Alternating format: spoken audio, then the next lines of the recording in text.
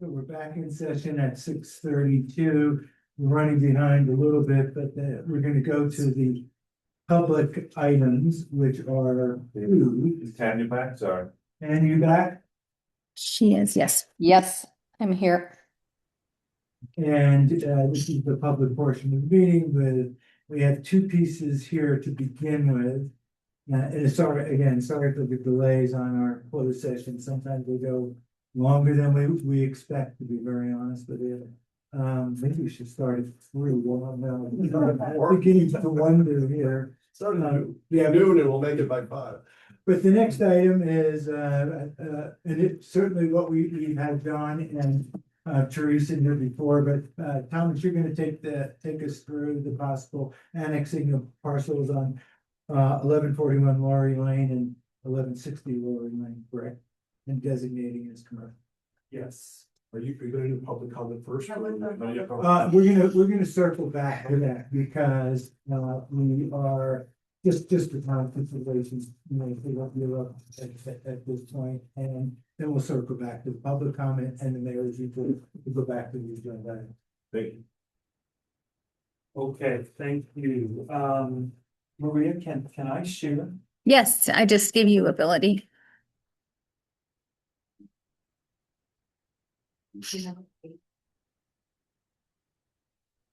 Very 195. So.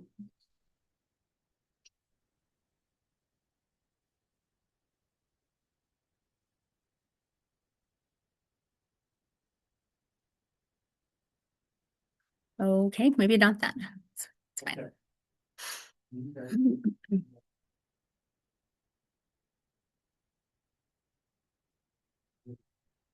Okay. So, thank you, Mayor and Council.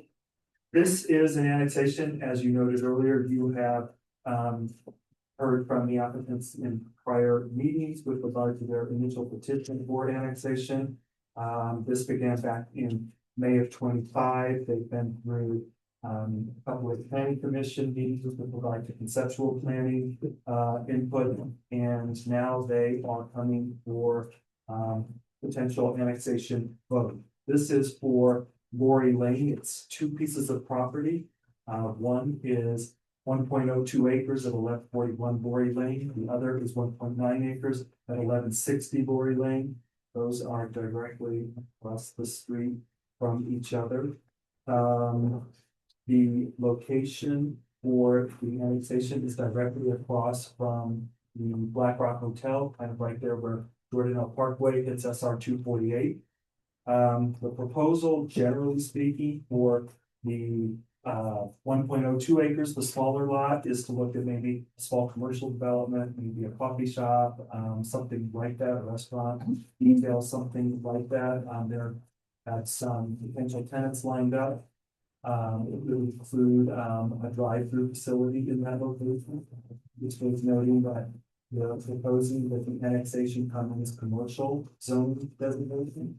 Commercial zoning does not allow a 5-by drive-through facility, but with the language in the NDA, we would allow that as a 5-by facility, so it would not have to come back and go through a conditional use process. That is incorporated into the NDA. The larger site, the 1.9 acres, is proposed as a possible mixed-use development. Active commercial on the first floor, could be office or residential development on the second, third floors. It could come in as a hotel. There's a couple of different alternatives, and that is outlined in the NDA under Exhibit B. If you wanted more detail, certainly the applicants are here. They can walk you through their concepts and vision if you have more questions or need additional detail. This is the location. Both sites are. Could you zoom in on that? Can Yeah. I do that? Let me do that. No, you can. Bottom right, to the right-hand side of your document. All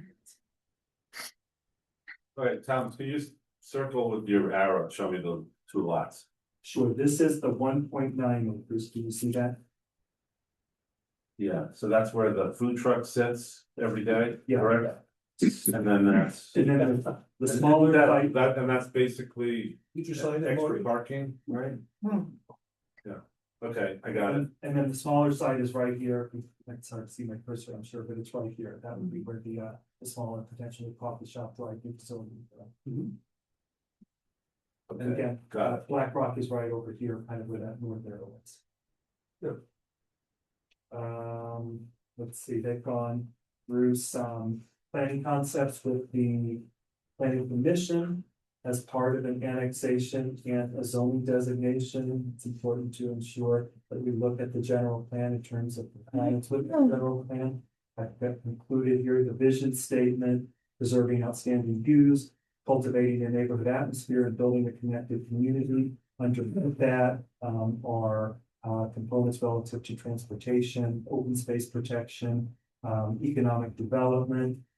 I outlined a few of the a few reasons that this does, in staff's opinion, comply with the general plan regarding quality architectural design or proposal for mixed use development, recommendation for a sales tax generator, active commercial, residential, different residential typologies that could be located on this site, etc. I can go through those in detail if you need that, but I think this is a pretty good project. It's located in an area where commercial development already exists, and it is a logical location for mixed use development as well. And it's right on the stem that is part of the town of Hideout that takes us out to where the Silver Meadows annexation. Do the owners of these lots own the surrounding commercial?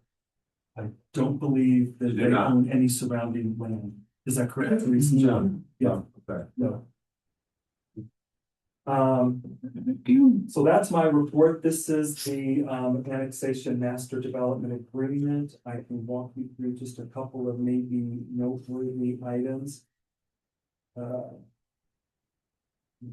This table. So this is a proposed table for unit counts, ERV counts on square footage. Again, for the retail on 1141, we're thinking about somewhere between 2,500 and 12,000 square feet. Actually, we put 10,000 square feet in here. We discussed it earlier today. We'd like to move that up to 12,000 square feet. I don't think that should be an issue. More commercial is potentially more sales tax revenue. So we recommend that. We do have one here. Oh, down here, in terms of developer mitigation of impact contribution, we provide an outline of what is being proposed. Again, commercial zoning designation does allow for things other than restaurants, retail, active commercial fitness centers, things like that. It does also allow for office and assembly centers, I think places of worship, things like that. Our recommendation is that we approve this for active commercial so that sales tax revenue generation is a part of this. For the first, second floor office, residential, I don't think anybody cares. We had a little bit of a discussion earlier. If they might challenge down the road, maybe active commercial work, they might come back and ask for maybe a percent of office on the first floor. But right now, I think the recommendation is to get active commercial, restaurant, retail, fitness centers, that kind of stuff in this location on the first floor, activate the site. And so that's the recommendation by staff. We did. Is the idea to build something like they have across the street, which is, which they're mostly vacant, but right, it's sort of theoretically commercial on the lower level and upstairs, kind of like what we see all on old Are highway you talking 40. about the silver buildings? Yes, Yeah, those Yeah. are mostly built in now. This would be something like that. These guys, keep in mind, have significant visibility opportunity right at the corner of Yeah. Right. Ordinale and SR 248. So it's a bit of a different setup. There's also one of the alternatives could be a hotel on the larger side, of course, it's visibility. So I think that it is a mixed use concept, is what I would say. I can answer that too, but just, I owned that. Those metal buildings, you know, so I owned one of them, What is your name? the whole building, John Travis. And so, no, we aren't gonna do, that's not the design. Okay. no. Well, you have some designs It's all one sample through designs, I public, think it'd yeah. be worth going through. I did want to point out one change that we wanted to make.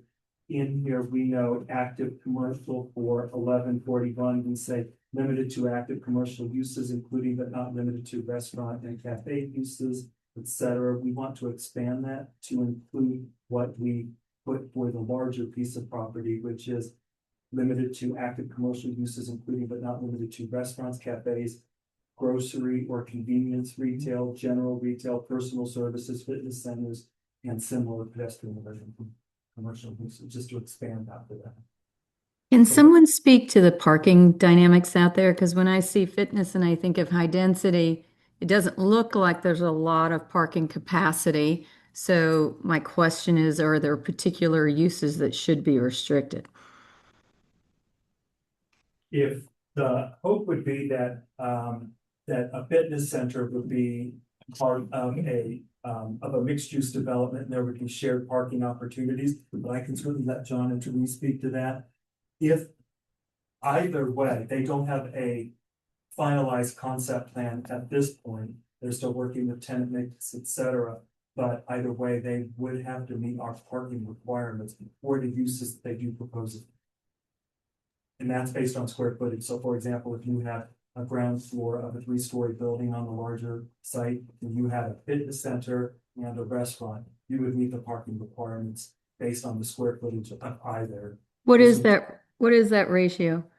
No, you would ask. me Yeah, I'm just curious can't- about capacity.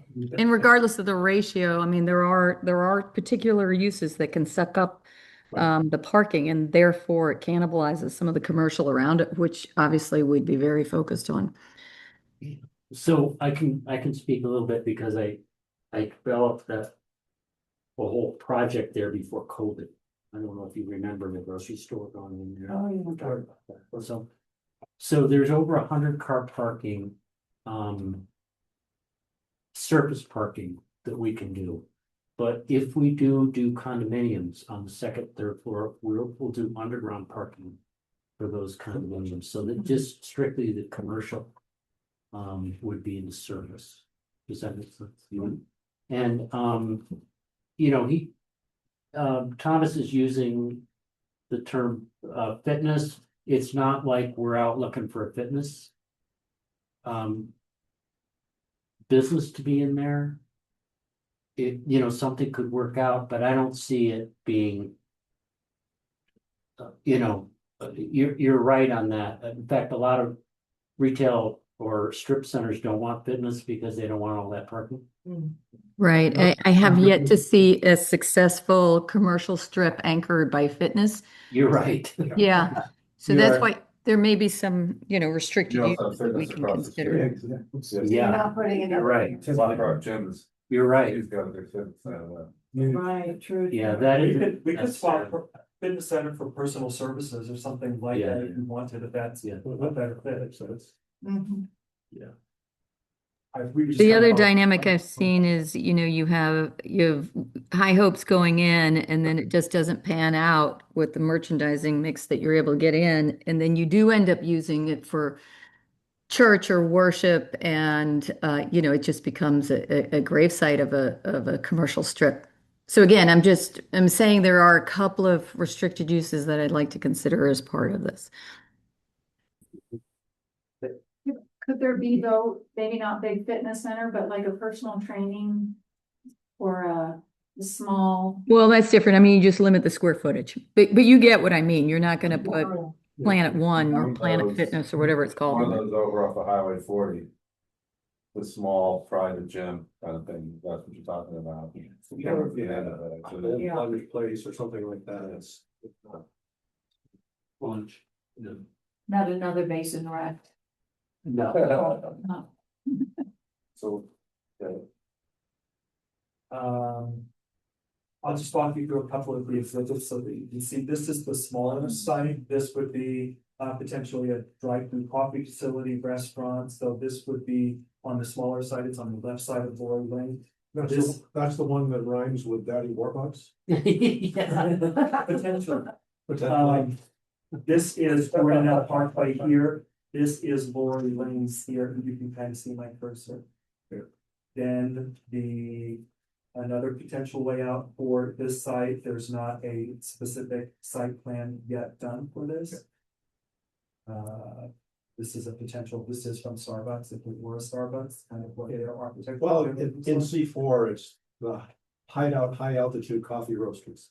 There you go, there's another version, it's got a little bit more kind of a, character, more in line with this community. And then if we go across the street, this is a conceptual retail restaurant with second floor level office.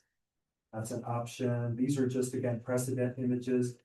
This is, again, conceptual retail, second floor office. This is a restaurant with residential lofts above. And this is kind of just potentially a site plan if it were to be a hotel. So just, again, conceptual images in line with the commercial zoning designation and active commercial, again, first floor above, would be just about anything residential. Are we being asked to take an action on this tonight, or this is just information? No, this is what you were asked, they are requesting a vote to. So to approve, This is essentially to approve the annexation with commercial zoning with some of the limitations we would put on commercial zone in the development. and development. Yeah, so these are not the final concept plan. These are precedent. No, I get that, I get that, I get that, that is just conceptual, I just wanted to clear what we're being asked to consider. And Just as a personal comment, I like exhibit D1 option B, a little more modern. But the other ones probably fit in better with John's previous Yeah. development. I like that. Yeah, I just personally, but that's a And personal. without, sorry, please, I'm No. new to this, without the annexation, you can't develop the site. they would develop the site in Wasatch County under their zoning. I Right. think our commercial zoning offers them more Okay, opportunities. so it's That's more right, favorable. we're more to flexible. annexation to get, take advantage of our zones, yes, okay, got it. Well, it's a benefit to us, I just wanted to understand what what their plan B would be. I'm happy to answer any questions. They are, of course, here. Teresa and John are here if you have any specific questions for them, but I'm happy to. How long have you owned the site? No, I think, 2020. was it 2020? And I was the gonna rumor say- was you were talking to the market at some point to come into that Yes, site, that's and correct. that failed, correct? It didn't fail, it's until COVID. And then, the cost of construction was super high, and at the time, it was a 28,000 square foot building. Mm-hmm. And 12,000 of it was designated for office. And I had a restaurant and I had Mike at the Market, Right, but I didn't have 12,000 square feet of office. And I wasn't about to do that, take that risk, during COVID. And then after COVID, the cost was so high. right, yeah. And Mike, his rent, he was so nice to let me out of that lease that we had, Wow. or else I would have been. It wouldn't have been good. I would have been paying him. I understand. Terrible time. What's your timing on this? You know, we vote yes, what's your next step? Give me a timeline, when does the shovel hit the ground? Well, I would say 1141, we're entertaining a lease with a national, with a, Okay, yes, with someone who starts with Daddy War. well, whatever it is. I don't know. Okay. Good day to work on something. And they want to move, they've been waiting for us to get in Do they contribute to construction costs, or it's just just to build the suit. to build a service to, that's typical. Now, we haven't made that deal, but we do have a letter of intent, so. So then to answer my question, if that, we approve this. You go to lease, shovel in the ground, magically is. We're talking probably, within the next 2 years, Okay, for sure. And the same way with the other one, with the larger. you need We've financing, kind of zeroed in on what we'd like there, and that would be all commercial on the bottom right, with that one, I understand, right, that one, there's a lot more detail that needs to go in, but on this theoretical coffee. I lost my train of thought, sorry, I'll come back to it. You're asking. Oh, do you need financing to proceed with the deal, that's what I was wanting to know. Yes. Yes.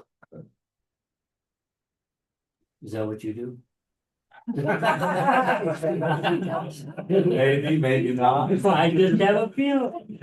Hey, Corbin, Best without an OCI copy. Corbin, I was just asking a question. Yeah. Sorry. sorry, Corbin, can I ask a question, please? Yeah. If this gets approved, I'm assuming it increases the value of the land. And what guarantee do we have that this development will move forward as opposed to the land being put up for sale and monetized in a different way? Like, do towns get a ROFR where we'd have the ability to buy the land first if it's been annexed in and the development does not proceed? Like, are there considerations there we should be thinking about? Yeah, not normally. I mean, it's a very common thing. Annexation is always driven by someone who's standing on the outside looking in and saying to the city, I want more density. And that normally is attached to better services, and that's why the density is there. The city is in its most powerful position in negotiating when they're dealing with an annexation petition because they can say no, right? So they can just say no. So, and so it puts the city in a very powerful situation. Now, in this scenario, we do have an agreement that outlines the obligations, and what you're normally negotiating are the types of zoning that you want in the city and the amount of density that you want. And oftentimes, like this scenario, you're going, I want more commercial than I do residential. I'm a net negative on residential. And so regardless if they turn around and sell it tomorrow, which you really don't have any control over, our document does lock in what you want. And so it will proceed forward based on that zoning. And so I think that we're protected there as much as we possibly can. But could we not do something similar to a matter we discussed earlier where I believe, stop me if I'm right, where there's a deadline there, and if the deadline's not met, there was a fee to the city.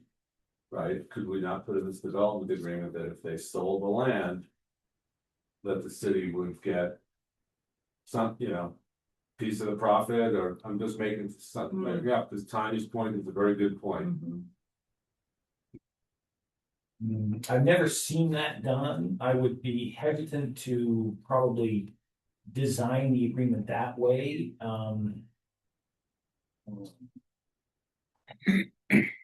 You could probably put in a timeline to start construction. Yes, I mean, there would be. And then there would be a penalty if it wasn't started. You guys. I don't know that you can do a penalty. I really need to look at that, because you start getting into some kind of goofy scenarios, constitutional takings, Okay, those kinds of things. It's more that. You negotiated what it is that you want, and COVID happens, and then they're sitting there and they're going, we're not proceeding forward with our deal. Well, things happen. but that's almost like a force majeure, right? And that, and what you Yes. sold it, right? So, all right. Just asking. Good questions. Yep, just curious. And help me out, does the town historically have a list of prohibited uses that it's used with other developments? You don't want casinos, you don't want, certain unfavorable businesses, you don't want high density. Does that exist in the town of Hideout? Like, Well, the density is controlled by zone. Yeah, but I think Sorry. prohibited, I think, like abattoirs are prohibited, Our commercial We- zoning. we do have some- It's very specific you in know what terms of those are. permitted uses. Yes. Anything not specifically permitted is disallowed. And I don't think you'd be under state law, I don't think you'd get a casino here. No. no, but they don't want, Okay.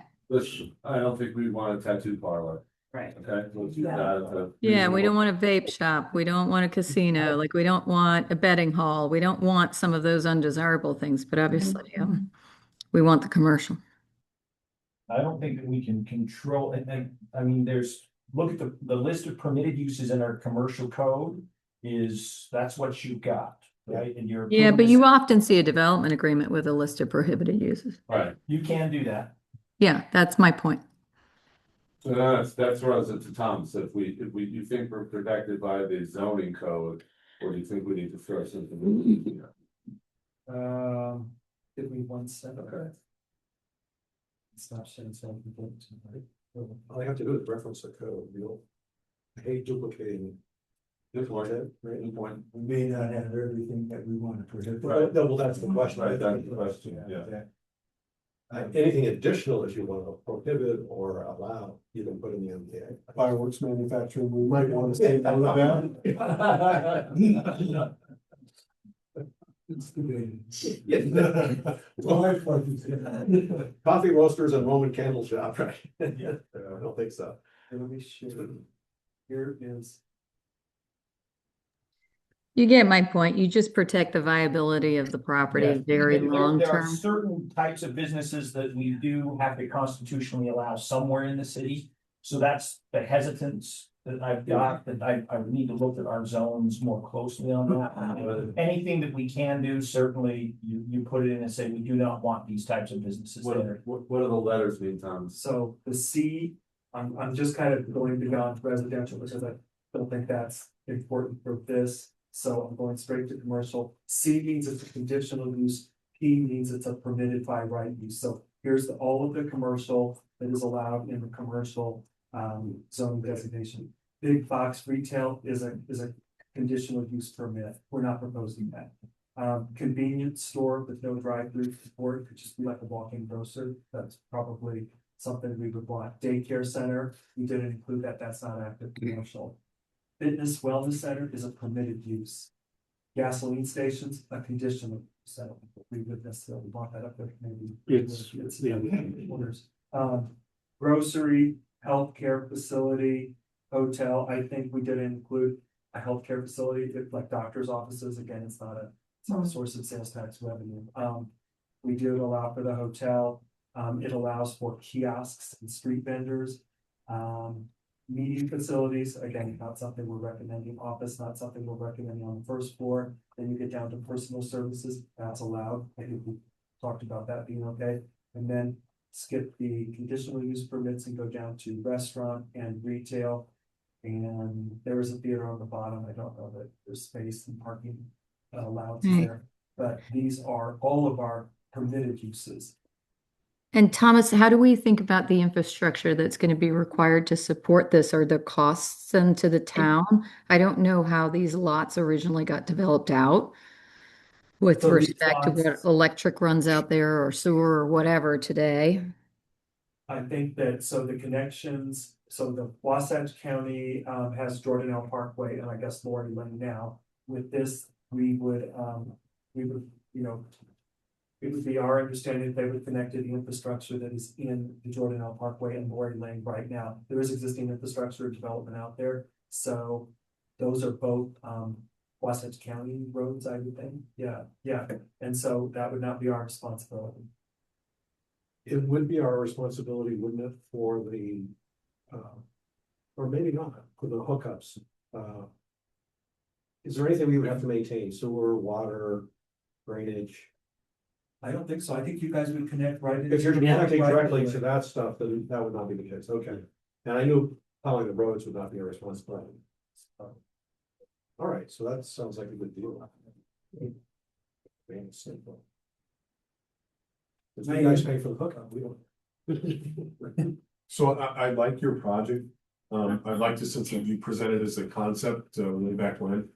I have some issues with the MDA. I think there's some ambiguities here that I'd like to kind of raise and see if we can't flush out.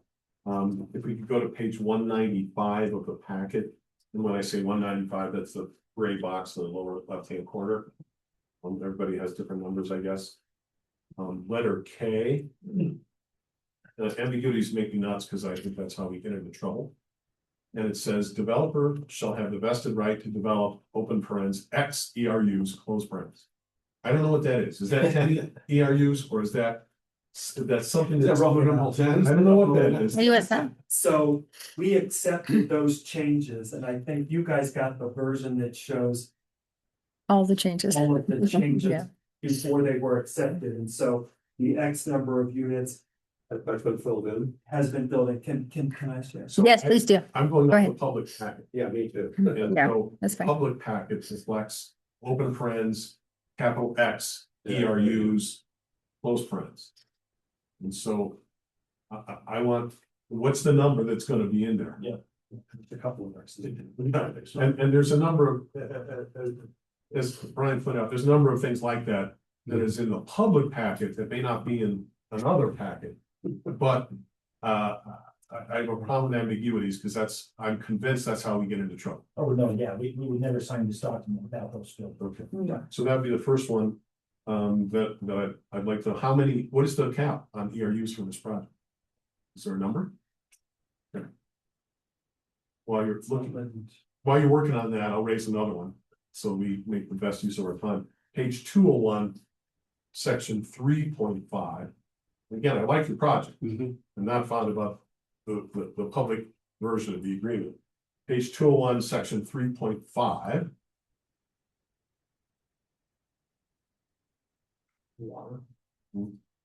Is there a reason why we're not specifying, our current level of service in there? In other words, how much water are they required to bring per ERU? I'd like to have that specified, and maybe that is in the subsequent package. Should at least refer to the town of LOS at the time. So how much water are they going to bring per ERU? I'd like to see that specified. Especially these days. Yeah, And those are was a comment I can do well with. so if we could put in X acre feet per ERU, that would be great.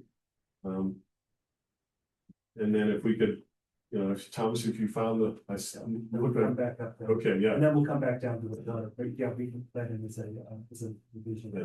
I want to make sure we ring out all Yeah. of the ambiguities, because I want to be able to be clear to everybody, so we avoid disputes down the road. That is perfect. Okay, so this is the ERU and ERU table and unit count table. So again, you see in the middle column is the square feet, and on the right column is the number of ERUs per phase. They are recommending that for the top one that go from 2,500 square feet up to 12,000 square feet. That would still be accommodated for 5 ERUs. 5 ERUs. So can we? It'd be about 4.5, but. Yeah, they're rounded up. Yeah. 5, yeah. Okay, so maybe we refer to the exhibit in that little space, instead of XERUs, can we refer to the exhibit? Yes. Okay. Yes, yeah, like I said, I think your version didn't get the track changes Okay. accepted because it's the same, it's just that with the track changes, sometimes it hides it on the right hand side, so that's why you're not. I always look at what the public has. Yeah, no, that's fair. And so, I just want to make sure that whatever it is, and instead of saying XERUs, I want to make sure it refers to that table before we agree. ERUs, and then with respect to water, what does the later version say? The We don't have a number in there, so Okay. let's discuss that right now. So if I could ask the applicant, do you have water that you want to? We do, whether there's enough or not. But like we have one acre foot for 1141. That's We the have, whole lot. yeah, the small lot, and we have 7 acre feet for 1160. So depending on the number of ERUs, you could be, my math is right, might be a little short. We might, Are you prepared to go out on the market? yeah, I know. All right, so if we could insert the current LOS in there, Yeah, and I think, 145 per acre. isn't there a different LOS for commercial versus? You're right, absolutely right, so. The first floor is commercial. Yeah, Okay, so if we could, if we could make sure we put in there the commercial ERU rate okay. and Yeah, we can do the that. residential ERU rate, We'll do so that. that we know, the Whatever applicant knows Yeah. what he has to bring, and we don't have a dispute later. Yeah. You gotta figure that out anyway. Right. Whatever the mix turns out, Right. and you could, I don't probably be picking the mix, just wanna make sure that the water is specified, we don't have a dispute over water later, because you probably know that's only a big problem right here. But those are my 2 points on the annexation document.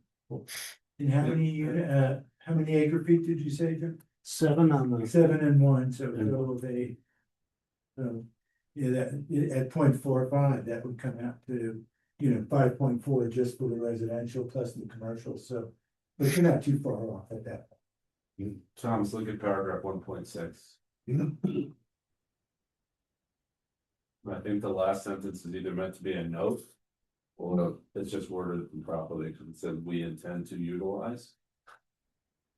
And you'd have either developer or Which paragraph you have here? 1.6. So in 1.6, the last sentence now says the town's design review committee will have statutory oversight to review and approve the proposed plans. Okay.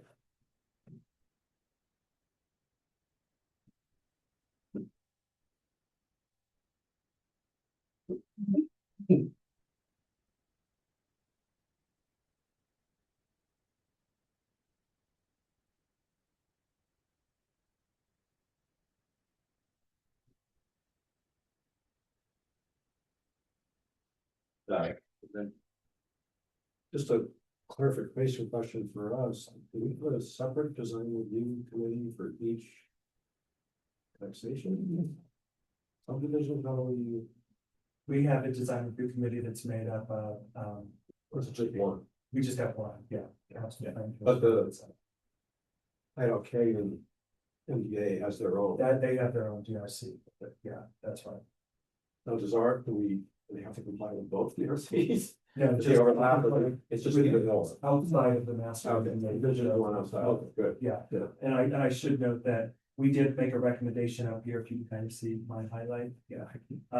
To look at reducing the rear yard setback from 50 feet to maybe 25 feet. Depending upon approval of the town planner, because just depending on how we situate that. A building on there, we want to make sure that we're not limiting the footprint too much, because the first sense of relatively small.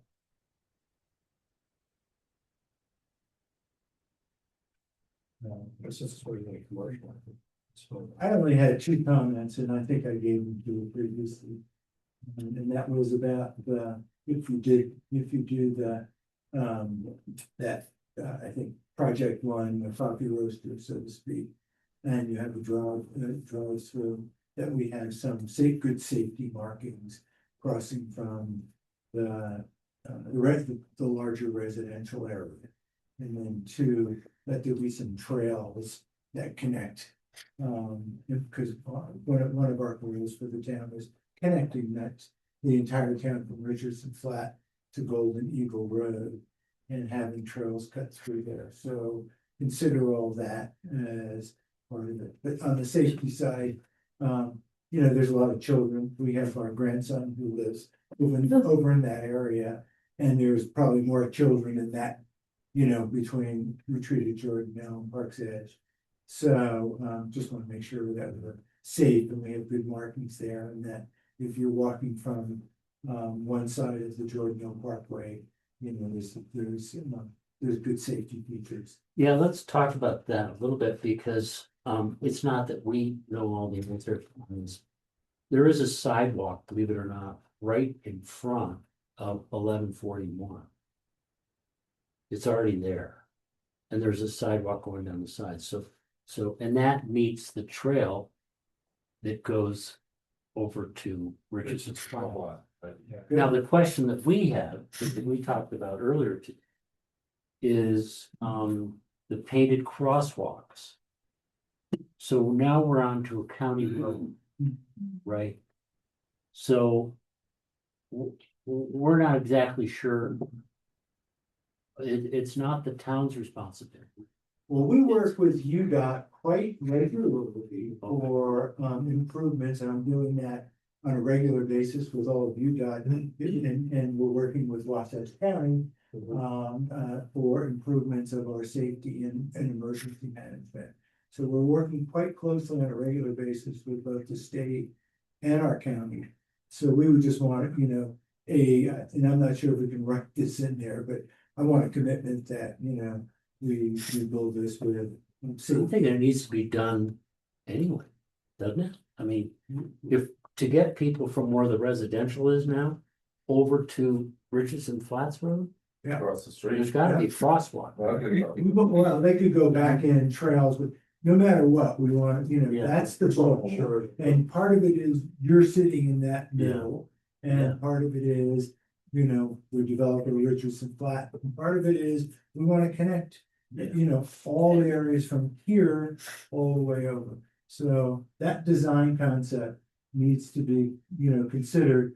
I don't know if we can flesh that out all here, because these, you're right, these are other public entities that we'd have to talk to. We certainly have to work with UDOT and Wasatch County. What we put in here is the town of Hideout, the developer will coordinate with Wasatch County to evaluate the feasibility of installing a pedestrian crosswalk connecting the Lori Lane sidewalk across Jordan L Parkway to the residential area. Yeah. Develop with the town engineering firm to identify the safest, most optimal location for this potential crossing. It is assumed that Wasatch County and UDOT would pay for this infrastructure since it's in their right of way, and developer agrees to grant whatever easements are necessary to install a crosswalk at no cost to the city. I don't know if UDOT would do anything internally on Jordan L Parkway, I'm not sure inside. Oh, that's right, that might only be Wasatch. That's just county. Yeah. Yeah, we did, you know, so, okay, that's Yeah. good, that's good line. So, And You're bringing up a great point, and especially, let's think about the hotel, the skating rink. And commercial. Yeah. Over on our side, Yeah. getting across that road. Getting across Jordan L or 248. 248. That would be UDOT. You're running. that would be I UDOT, know. now knows what's gonna happen there, it'd be nice to have an underpass or something, Right. but. you You're know, gonna have to do that in the Thanks. future. Yeah. And so I don't know if we'll. Because, We would yeah, condition it. he's planning on using, you know, he needs overflow parking for events. That's the other piece That's the that other we piece. know that he We know. wants to Right, work with the town on overflow parking, so. You might be part of that essentially at night for his night. He's called. I call. I would assume so. Yeah. I talked to him this morning. $10 a But space not per right, night, right? Yeah. So, yeah, all right, so I think are you good on that one, Tom? Yes. Just want to add. Yeah, no, thank you about that. If there's no other comments, do we have a motion? Yeah, I make a motion that we. We have to open this up to the public. Oh, yes, we do. Yeah, Sorry, public comment. that's right, thank you, guys. So let's open this up to the public. Any comments in the room? Do you see any hands raised, I Marianne? did not, no? If not, we'll close the public portion and we'll go back and entertain a motion with any of the things that we have talked about, including the acre feet, and we clear that off on the water side. Does anyone want to? I'll make a motion that we approve the development agreement subject to completing sort of the blanks that are in the public portion of the document. And are you incorporating all the comments we've made here this Yes, evening? all as the your comments we motion? made, Okay. and the comments we made here, Steve, thank you, Beth. And the proposed annexation and the commercial zone. So I'll Corbin, second. that's more that's you're gonna have to catch all that stuff, right? Yeah. Okay, I'll second the motion. okay, for Jonathan seconds. Aaron, Yes. Ryan, Yes. Tammy, Yes. Jonathan. Yes, and Peter. Yes. congratulations. Okay. Congratulations. Well done. Thank you, Jack. We look forward to working with you. Yeah, we do. We Same here. excited. Same here. Very Excited about excited. In fact, you probably have 5 hungry appetites, right? I know. I know. Better go. And Peter needs some more coffee. Yeah. Right. So you're part of Hideout. So I just want to say why I was sitting here, Corbin, is, we met, before in gaining the water. Do you remember that? That's where you and I, Oh, that's what, oh, yes, okay, yeah.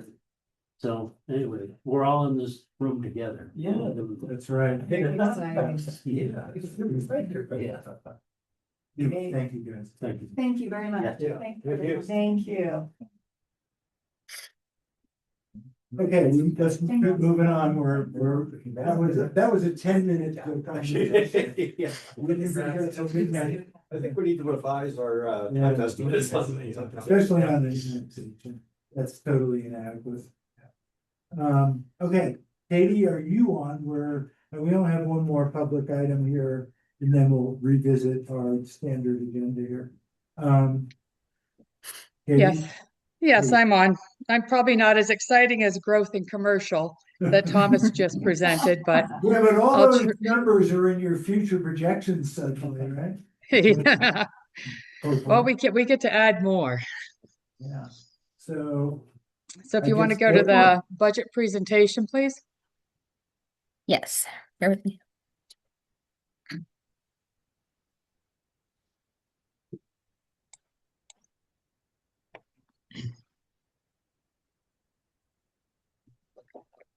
Sorry, bear with me.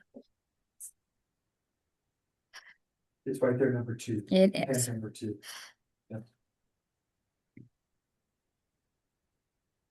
Okay, if you want to go, yep, if you want to start at that page. Yeah, you might want to shrink it a bit. Good idea. So the way I'm looking at this is on the top left-hand side, you see the actual revenues that we are going to derive for FY27 in the general fund. You can see the predominance of funds come from property taxes, sales and use taxes, building permits, and planning and zoning. So that's the predominance. And then we also take some money from MIDA, and we'll talk about MIDA at the end of the presentation. But we do get money from MIDA for some of the things related to development, as well as to help support some of the municipal costs that we have in the general fund. On the top right-hand side, these are the variances from FY27 budget to FY26 actuals and the forecast, because we've put together a forecast for May and June, and we have actuals through the month of April. Revenues we're anticipating to be about 2.5 million, and they'll be favorable to prior year by about $51,000. We have about $167,000 favorability in license and permits, and that's due to an increase in building permits of approximately 23% from 70 to 86. New subdivisions, we're hoping for 3, and planning and zoning fees driven by the new building permits and subdivisions. We have about $107,000 higher property sales and municipal energy taxes, driven by approximately 10.7% increase in certificates of occupancy. And we also have higher interest, fines, and forfeitures. So that explains all the favorability to prior year, but we also are having $278,000 fewer funds required from MIDA development and/or MIDA municipal. So any funds that we don't use in MIDA development and MIDA municipal will go to future development opportunities or future municipal expenses we have. So we don't need as many as we did last year. Next page, please. So these are the expenses. So instead of having all the favorabilities like we see in revenue, we have the unfavorabilities in the expenses. You can see that the predominance on the top left-hand side, the expenses are salaries and admin, legal, engineering, and other professional services, building permits, and then street expense. So obviously we have a balanced budget, so we try and have 0 surplus or deficit. So because I had 2.5 million in revenue, I have 2.5 million in expenses. So I have the same favorability / unfavorability. So we have salary administrations. We have higher costs of about 92,000, and it's predominantly due to 4% COLA, medical dental increases, and a new employee replacing 2 part-time employees, as well as about 30% higher insurance, additional training, repairs and maintenance. We have to repair the roof in the town hall. Professional services of about 173,000, and that's due to an increase in building permits, new subdivisions, website development, engineering projects, and legal. We have unfavorability in streets due to road repair, snow removal, street lamps, and speed signs, and those are partially offset by no loss on sale of trucks. We had leased trucks in the past, and we turned those leases in to buy 2 trucks in FY26. We thought it was a lot more economical. But we did take a loss of about $20,000 on the sale of the trucks. And then we also have some additional expense in grants, parks, and community of about 105,000. And those are due to enhancements to trails, parks, additional community events, additional communication to the residents, as well as grant matching and fire mitigation. We are going to be investing more into fire mitigation and how to make sure that we keep our residents and our town safe. So you've got the unfavorability, but you have a significant favorability over last year of $350,000 because we don't have the legal settlements in the FY27 budget as we had the expense in FY26. So that gives you an idea of what we're looking at for the general fund. For the enterprise fund, top left-hand side, Maria, I had sent a new presentation this morning and it looks like it didn't make it in the deck. Would you like me to take control of the screen and we updated for everyone to know, we got new rates yesterday from JSSD. So we decided to update this deck for the new rates. So can you give me sharing ability and I'll share my screen, or? Yes, I will. Absolutely. Just a moment. Okay, I also sent it to you again. So if you want to bring it up, it's up to you. You're okay. You're fine.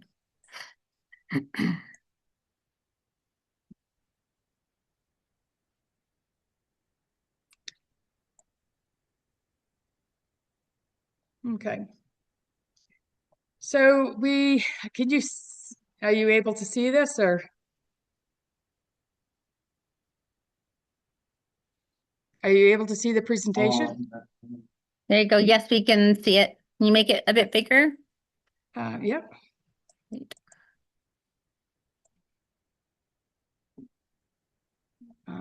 What, bigger? Yes. Or Okay. full screen? Yeah. Okay. Full screen would be this. Does that There you help? go. Yes. Thank you. Okay. So if you focus on the top left-hand side, you can see that we have approximately $1,006,000 we get from water fees, 620,000 from sewer, 229 from standby, and 172 from storm fees. So the majority of our revenue coming into the enterprise fund is from fees. So if you look at the top right-hand side, revenues of $2.8 million are favorable to prior year by about 566,000. And this is primarily driven by service fees to residents for water usage, sewer, storm, and standby water. We have higher sewer and water rates driven by an increase in charges from JSSD, and we'll talk about that in a few minutes when we get to expenses. We have additional certificates of occupancy of 10.7, and that's 10.7% for the non-MIDA residents. And MIDA residents will be about a 6.6% increase. So net overall, we'll have a 9.4% increase in certificates of occupancy in FY27. We have higher water sewer connection fees of 23,000, and those are also driven by certificates of occupancy, as well as favorable late fees. The favorable revenue is partially offset by a reduced utilization of MIDA development funds. We received some MIDA development funds for some master plans we put together and some water studies we put together last year.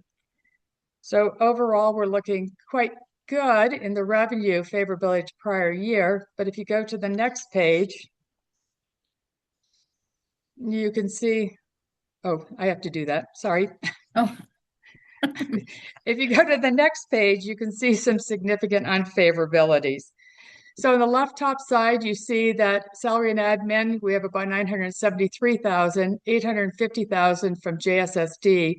We have depreciation of 263, engineering legal of about 290, and repairs and maintenance of 170. So our expenses of 2.6 million are unfavorable to prior year by 329,000, primarily driven by an increase in general water services, driven by higher sewer rates of approximately 10.2%. So the new rates we got yesterday show a 10.2% increase in the JSSD rates for the year. And we also increased our acre feet of water dedicated to the town. We had been using about 150 acre feet. We've increased that to 200 acre feet. So between the price increase and the additional acre feet of water we need to support the town, you can see that we are approximately 274,000 unfavorable. That also includes some higher sewer charges because we had a significant increase in FY26 in January of sewer rates.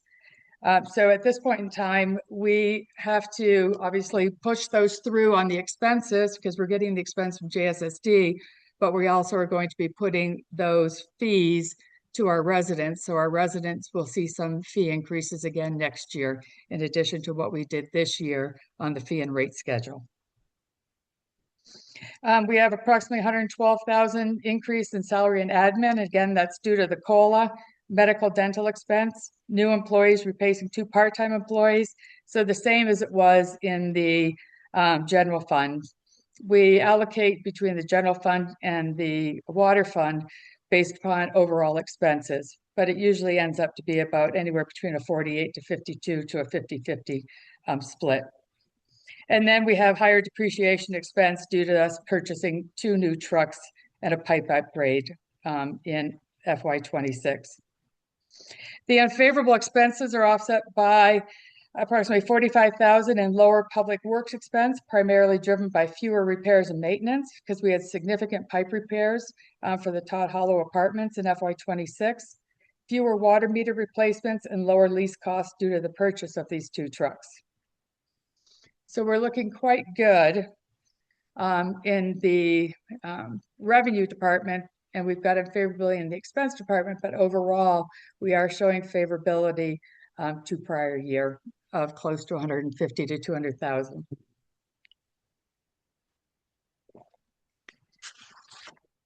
I'll stop there for a minute before I go into MIDA. Does anyone have any questions on the general or the enterprise fund? And this is a preliminary budget. We might do some tweaking over the next couple of weeks, and then we'll present the final budget to you in June. Yeah, could you explain the loss? I'm not following the loss on the cars. We leased those trucks, we leased trucks. We turned Yeah. the trucks in and we bought new trucks. Where's the loss? Did we buy? No, what we did was when we lease the trucks, we pay X amount per year. For the first 3 years, it's a nominal amount, and then year 4 and 5, you pay significantly more. I think it was close to 35,000 versus 7,000. So what we decided to do is we turned in the trucks. So when we turned in the trucks, we still owed X amount because we had the commitment on the lease for 5 years. So we owed about 58,000 on the trucks. We thought we'd be able to sell the trucks for about 50,000, but we didn't get as much as we thought we were going to. So when we turned them in, we had to pay the balance of the lease off.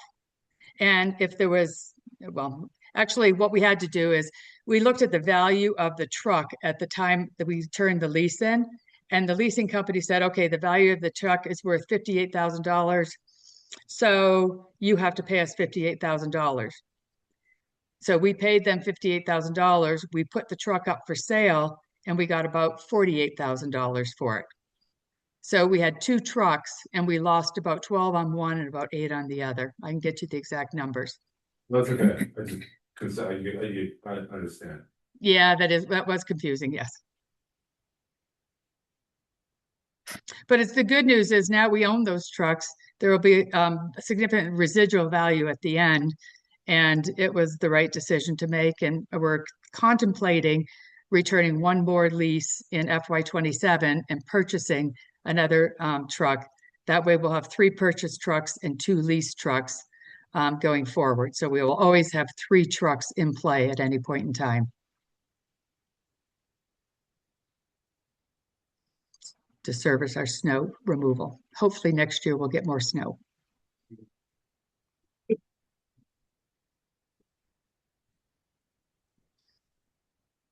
Okay, so we overall net the general fund is doing really well next year. Not as much money is needed for MIDA development, MIDA municipal. But when we talk about MIDA municipal here, I think everyone knows we've got properties in a non-MIDA zone and we have property in a MIDA zone.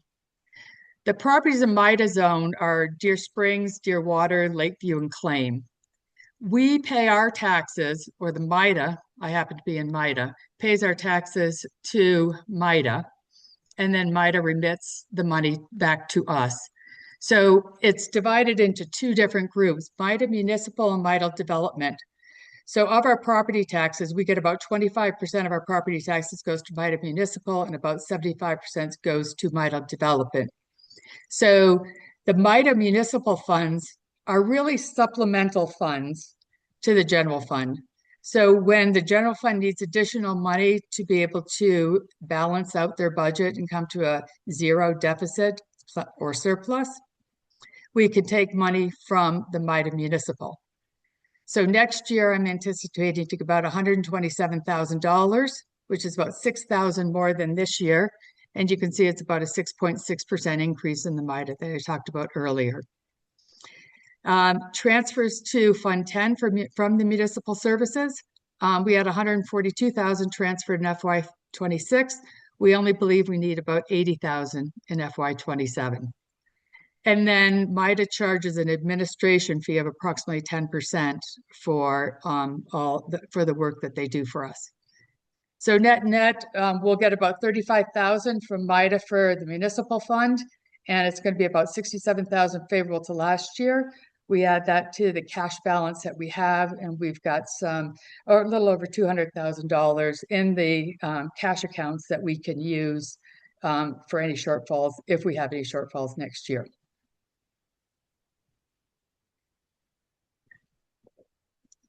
Okay, the next page is our MIDA Development Fund.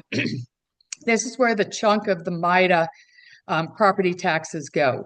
Because like I said, 25% goes to the municipal, 75% goes to development. So you can see here, again, we have about a 6.6% increase in the number of homes next year. We anticipate approximately $628,000 in revenue, and that's predominantly from property and sales tax. And then we invest some of the funds that we have, and we get 4 to 5% interest on the cash funds that we have in those accounts. So we made about we're expecting about 13,000 versus 21,000 last year. And the reduction is primarily due to the fact that we utilized some of those funds that last year. And then our expenses, admin expenses, again, are about 10% of the revenues we get in. We don't anticipate transferring anything to the water fund in FY27, but we do anticipate sending about $465,000 from the development fund to the general fund next year. So net we'll have 102,000 surplus, and that'll be approximately 285,000 favorable to the prior year. So we've got some good development dollars also in our cash account to be able to help us fund some development opportunities that the town foresees in the future. Katie, this is Brian. I have a question about the water fund. Since we're zeroing it out this coming year, what do we normally use those funds for? Like Blackfield, that almost 64. Yeah, normally we don't take much money. And actually in FY26, we use the development fund for the first time. The transfer to the water fund from the development fund, that was primarily due to the expenses we incurred for the master plans that were put together. And that MIDA feels is a development opportunity because we are looking at what we need in the future and really making sure we're securing our assets and ensuring we can service our public in the future. So they saw that as development. And we also had the water study that determined over the next 5-10 years, or really until we have full build out, what are our water requirements going to be and how much should we be requesting developers to bring. So in FY26, we had 2 projects that the MIDA development said, yes, they would like to reimburse us for. we at this point in time really don't have anything specific that we're asking for in FY 27 that I've budgeted for. But if we do need something, then we'll incur the expense next year. So you'll see it in the expense in the water fund, but we'll take some money from the MIDA development. So you'll see the offset in the revenue. So net, it'll have zero impact in the water fund. And the reason I ask is because the water master plan isn't done yet. And if there is going to be additional costs this year, I Yes. can look and see what those are Yeah. going to be. And we can go in and for the final budget, we can put some dollars in there. I Again, thought it's that a, was Katie, can Well, I some- interject really quickly? Yep. Brian, we have the water master plan at essentially finished. We just need to do the final review with the IPSAC like we did with the two that are presented tonight. Okay, And- so you're almost ready to go on. Now the water audit is done, you're ready to go on. Yeah, my intent was we get these passed and then I'll hit you up with the water master plan then. But yeah, Okay, it's that same stage. that's fine. I just want to make sure we can finish that because that's important. yeah, thanks, Dennis. I didn't think there was any. I know we checked with you, and we have 2 more months to be able to spend it in FY 26. So it sounds like it will be done. But Dennis, if there are additional expenses associated with the master plan, it's possible this 64,207 in FY 26. It's possible we can go back to MIDA and just say, well, instead of it costing 32,000, it costs 41,000, and we can ask for another 9. So if it's not done in FY 26, let me know, but I'm anticipating it to be done. Okay, Okay. thank you. Yep. And then the final is really we have some Class C road funds. And these are funds that the state gives us based upon miles of road we have compared to the miles of road the overall state has. And then we get a percentage of the income they generate in taxes or in service fees or other, and they distribute to that to us on a monthly basis. We have not added any additional roads in the town of Hideout this year. So I'm keeping us flat from FY 26 to FY 27. That number could vary because if our number stayed the same, but the denominator increased because Utah increased the number of miles they have, it's possible our number will go down. So at this point in time, this is our best estimate as to what we have, and we'll get about 136,000. The good news is this is all additive, and we get about $100,000 to $140,000 a year, let's say. So over the last couple of years, we've accumulated about 400,000 in cash associated with this, and this will give us another 130. So we are accumulating a fund to be able to help with road replacement down the road. So we try not to touch these funds at all and use them for our street replacement in the future. So that's all I had to present. If anyone has any questions, let me know, or if anyone wants to email me any questions or has any anything that you think I might have missed, then just send it to me and we can discuss it and we can put it in the June budget, but I don't expect too much to change at this time. Well, we also have to open up to public comment. Yes.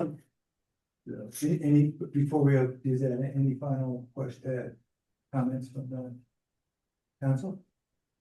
Good. Okay, I'm not hearing anything, so let's open this up to public comment.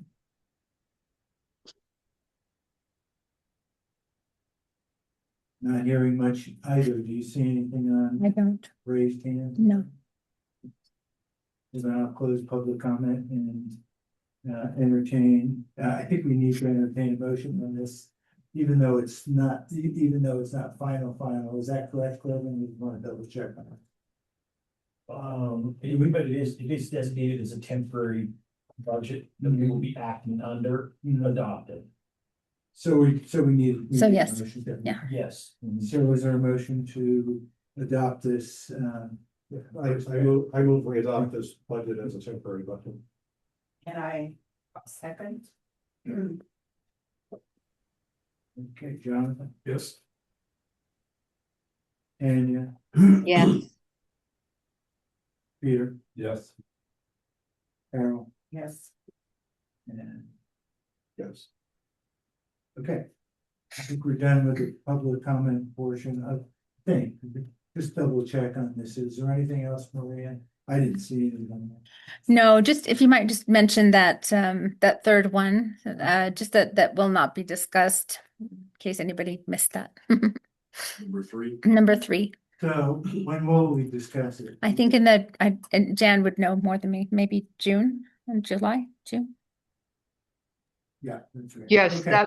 that's what they're expecting to do is June. Thank you, Jan. Okay, sounds good. So then we can circle back to opening up this meeting to the public comment portion of our meeting. And so I'll also open up the entire meeting for the public comment. You can check, is there anyone online with any? No. There's not. So it appears that we don't have any public comments. We'll close that portion off. The next piece is the mayor's report. And I had a few things to mention. I'm gonna run through these quickly so we can keep moving on. Dennis, Brian, Jan, and myself attended April 15th and 16th with our comprehensive emergency management plan session. We'll have hopefully a customized view of this developing on Monday, but we've been pretty active on that. So hope to have all that ratcheted in, including we now have an egress plan that was put together by Jeremy Hales for the town, to get out of town. So that will all be incorporated in another plan. So we had a successful wildfire open house, even though I wasn't here, but I was here, yeah. I was here. Peter was here, Yeah, Carol was here. Well done. The So wildfire committee did a great job. Yeah, I did. And thank you to Brian for stepping in for me. When all the feedback I've got is he did a terrific job. So thanks. Well, you're welcome. I didn't do much, but Whatever you did, it was great. I did present, I absconded with a little bit of time and presented a brochure about what not to put down our sewers, trying to save them. A little brochure, and I asked, hopefully Peter will put out the next newsletter. Coming out in the next newsletter, yeah. It's just a pictorial text about what not to put down the drain, based on what Dan Allen has found and had to remove. So, things like articles of clothing and stuff that shouldn't be like that. So some obvious things. some obvious things, yes. And let's see, I just want to make mention of this, the general plan survey that we have, I don't know if everyone's filled that out. If you haven't, please fill it out. We've extended that survey until tomorrow and end of day. So if we haven't, only about 66 people have filled it out. over 80. Was it over? Yeah. Today. Yep, that's correct. So that number A is small percentage. still a small percent, but so that's like 16 additional. Sometimes the follow-up surveys don't. Yeah, As much. so just if anyone's listening, which it doesn't seem like that's the case, Well, we're ending it tomorrow. And we just can't keep having it. So I attended the ULCT, Utah League of Cities and Town Conference, actually during the wildfire open house here. So that was obviously pretty interesting. Particularly, I met with the head of AI in the state and as to what they're doing and what we can leverage. So I may invite you, Chapman, and a couple of other people that I met there as well. There is a new committee, communication and events committee. Peter and I have connected with some of our new folks here, and then we've also met regarding some of the events. Well, we'll get to those later, but because this is the public session, nobody will ask any quick comment, please. I mean, other than, we're working on the similar event down by the water that we did last year, which was highly successful. We're looking into another midsummer event, food, music, and we're gonna be meeting over with the owners of Black Rock, discuss what facilities might be available for us to do some sort of future events, thinking about some sort of fall, winter series over there, community night, something like that. So we don't have an official community center, but we'll see if we can't jury rig something, Carol. I'm looking at you because the two of us seem to be focused on that over time. And see if we can't collaborate with our friends at BlackRock. So who knows? Where we can create some community. Speaking of community, we broke ground in the past month on the firehouse. I can't imagine anyone not. Permanent station, yeah. The permanent station. Yeah, it's great. And Jonathan, any quick adds to that? They are pushing it as hard as they can. They're out there grubbing now. If all goes to plan, they will be up and staffed and equipped and operating in October. October, November timeframe, if all goes to plan. The building is being finalized and assembled near Las Vegas, and it will be essentially trucked down here and put together. So for everybody says, well, there's no way they can get a building done at that time. Well, the building's been under construction for some time. It's just in very large pieces. So we're really excited because two things. Number one, we'll have a permanent station. And number two, we'll be able to give back to GCD the space that they so graciously provided for the temporary station for all these years. So thanks to GCD for providing that space, because it's been an invaluable, incredibly valuable type of support for the reduced response times by 10 to 12 minutes. And if you know anything about cardiac arrest, that is a huge difference. So again, thank you to GCD for. And it helps our residents financially by being in a much lower class for our insurance rates. So, well, it's worked out all around here. So, couple of last three items here that I had, so more than I thought. So in the past 6 weeks, we've settled the density case with Mr. Martinez for $250,000. So we were able to use some funds out of the Mighty Development, which we just went through. And then kudos to getting Jan and I don't know, Carol, if you were involved, the transportation grant. So more on that and some other grants. Actually, I was on a call to try to potentially $2 million wildfire grant that we would share with, so that the state's got, I think, 100 mil that they're parceling out. So we're well advanced with the wildfire committee.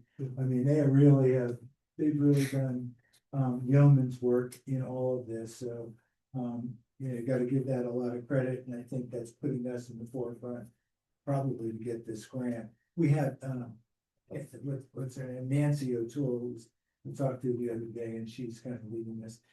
The only downside that I get coming into this month is a water increase likely from JSSD. So June 1st.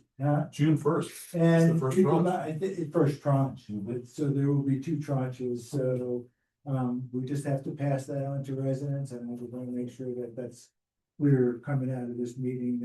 That's there's not much else we can do when those increases. I think they haven't yet. They're talking this summer. Yeah, very consistent to where we are. Yes. Okay. All right. Good question. Okay, I think that was all I had. Let's get back to the agenda items, and to be honest, Maria, is the next one here discussion and consideration of the stormwater master plan? Yes, and Dennis is online to start us out, or Katie.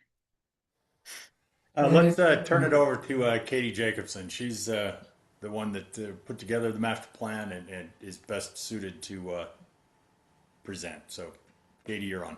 Okay, great. Thank you for inviting us here to present on this. Can everybody hear me all right? Yes. Okay, great. Dennis led this team. My name is Katie Jacobson. I'm the project manager, and Enoch Jones is online. He's the project engineer.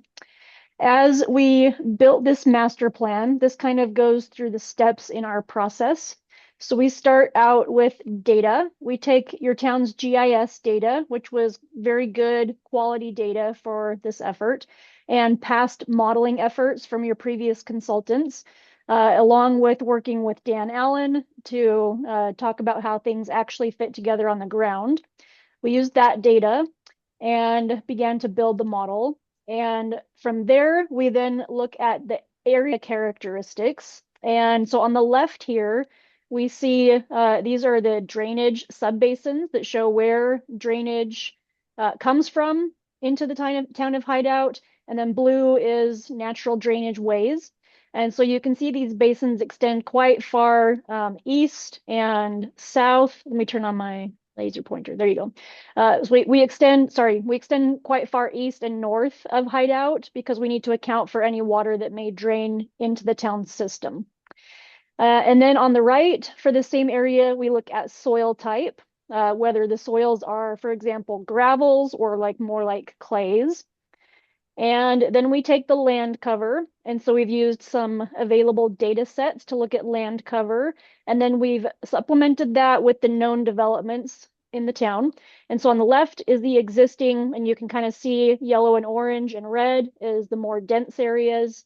And then on the right is the future. So we worked with Thomas Eddington.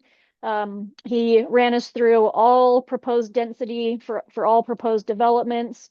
You can see we're adding some here below Golden Eagle. We're finishing out Golden Eagle. We're adding this here north of Golden Eagle, and then filling in what is expected to come in along the highway. And from there, we then look at impervious and pervious areas. So impervious is areas that water cannot soak into, such as a roof or a sidewalk, driveway, a street, something like that. So that's shown in red. We use multispectral imagery analysis to analyze these areas.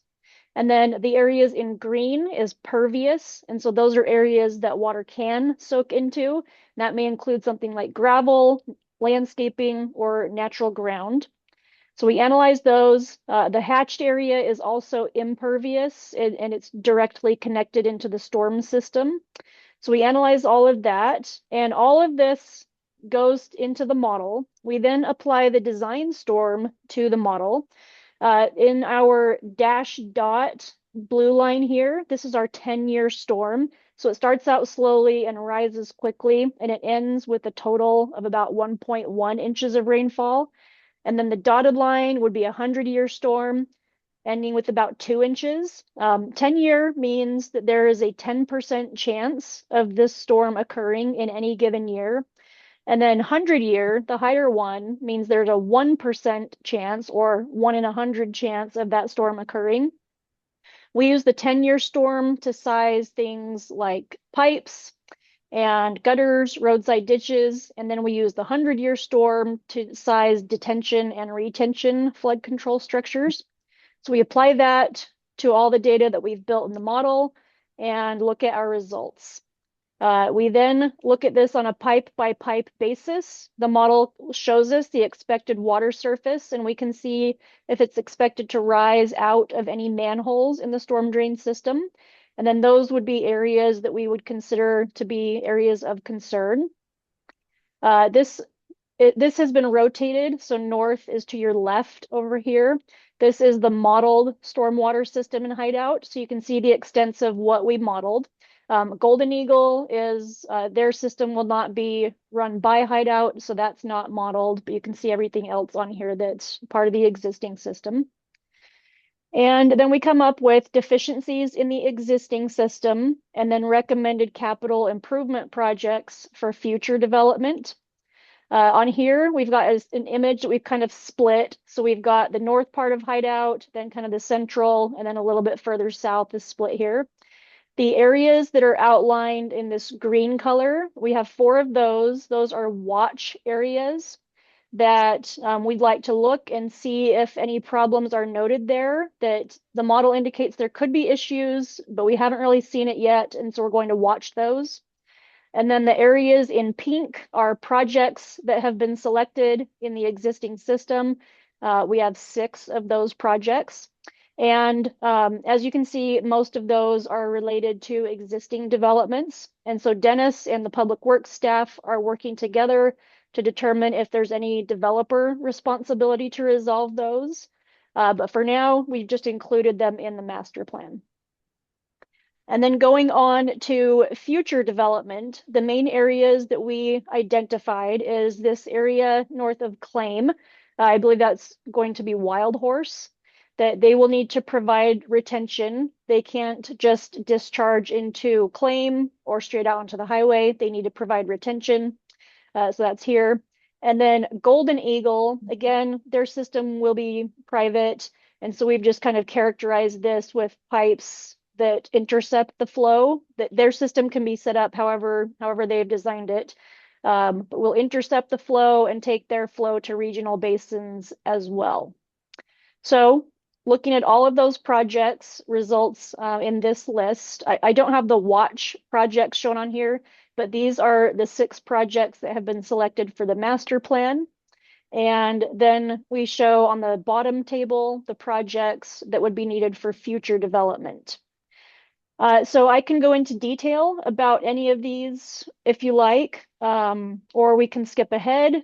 Does anybody have any specific projects they'd like to look at?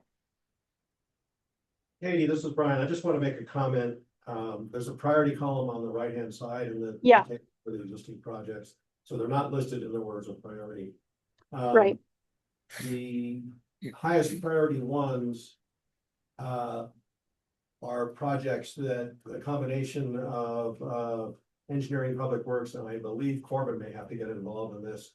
We think our first blush is the developers didn't finish the products. They got drains that don't, this ended in dirt. I can't believe we approved that.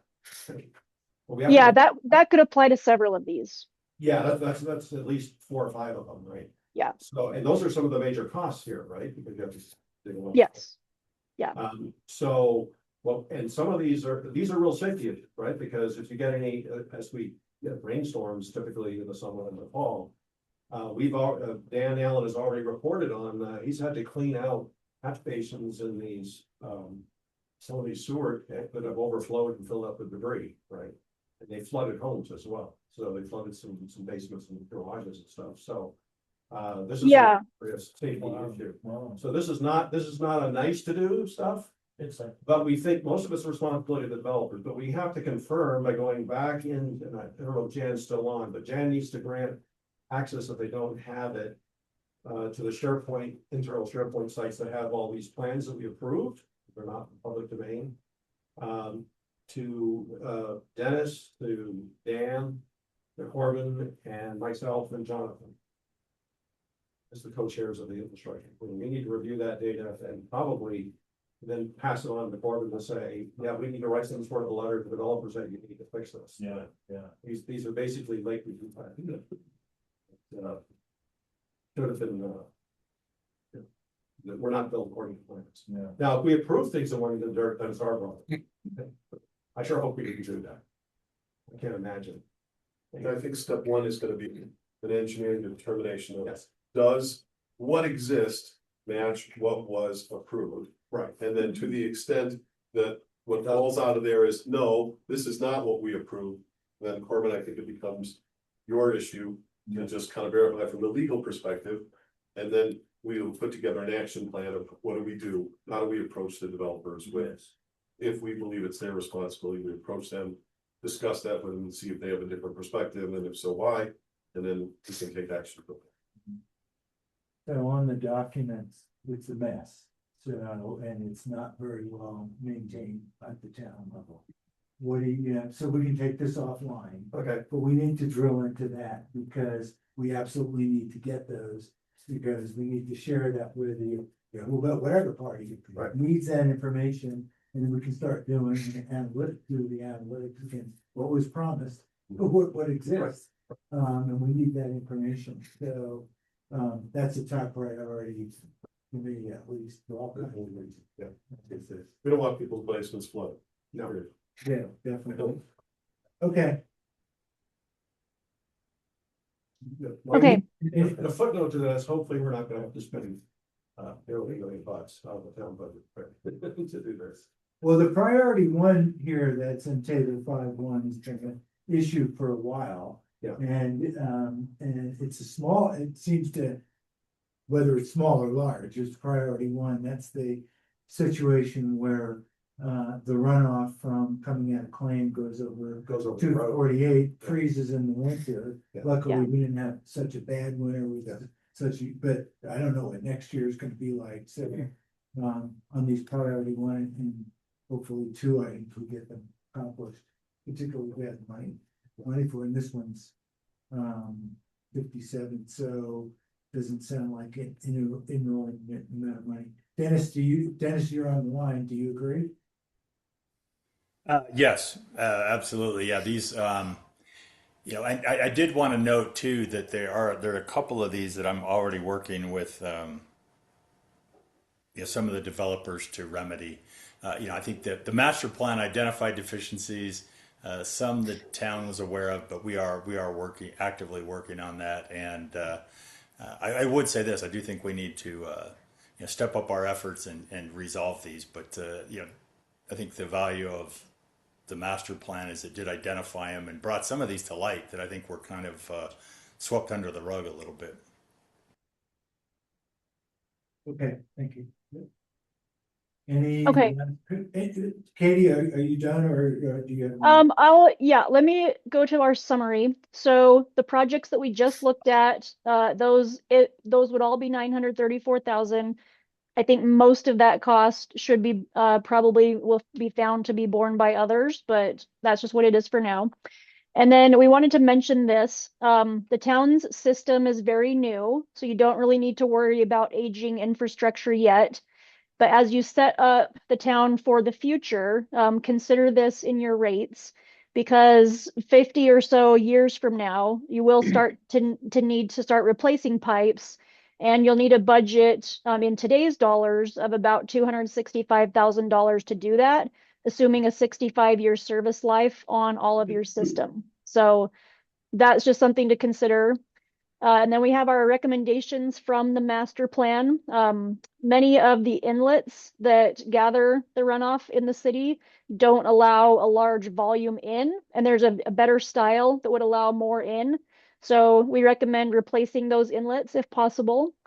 We recommend continuing to maintain a good GIS inventory. The existing data was good quality, and just continuing to fund that so it can be maintained. Continue to maintain channels and detention and retention facilities. This is critical so that those facilities aren't full of weeds or phragmites or reeds or something like that when it comes time to need them. And then, as we just talked about, budget for and implement a facility replacement plan. Do you have any questions?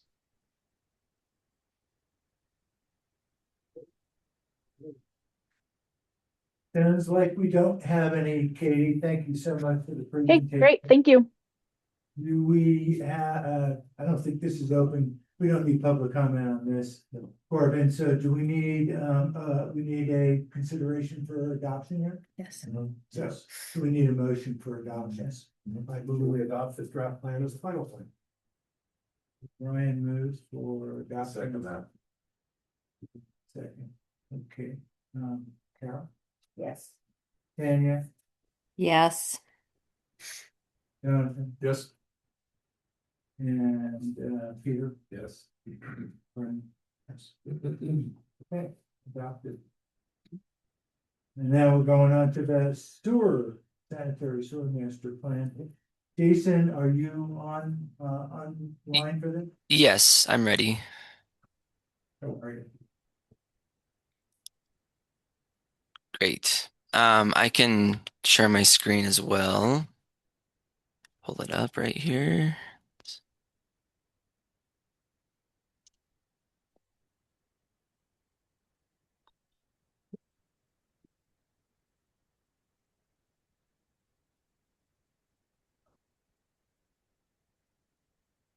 Okay. Can everyone see that? Yes. Great.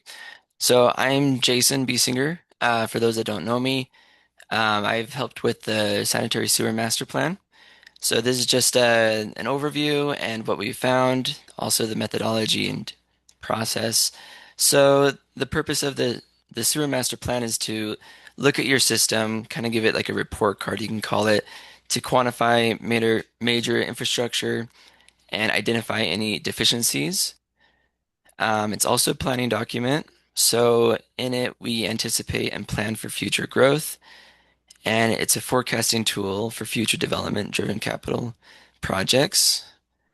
And the master plan is a basis document for the IFFP and the IFA. Sewer pipes, their capacity is made up of these elements. First of all, we have infiltration, where infiltration comes from groundwater through leaks in the pipes and in manholes. And then we have the customer wastewater generation, which comes from homes and businesses that's flushed down the drain. Then we have inflow, which comes from storms. And whenever there's a storm event, water can get into the manholes, into the more groundwater, and more into the pipes. And so we see peak flows happen in systems when there are storm events. And then we have the air gap. And we want to maintain the air gap so that the pipes don't surcharge. And that's where we can get into problems. So for our level of service for the town, the pipes are fully committed at 75% full flow capacity. And this is consistent with the JSSD sewer master plan. And that means that the remaining 25% capacity is reserved for inflow or for storm events. And it also leaves room for fluctuations in domestic flow and infiltration. Then we create a hydraulic model, and this simulates the system performance, and it's based on the best available data, and we can see how the pipes are flowing and determine deficiencies if there are any. Then for our wastewater generation, our level of service, the total peak flow per ERU is the 228.9 gallons per day. This is made up of infiltration and then the customer generated flows. So the customer generated flows are the 183.9 gallons per day per ERU, and then infiltration at 45 gallons per day per ERU. Both of these numbers come from JSSD as well. They recently did their master plan study this last year and found that these are the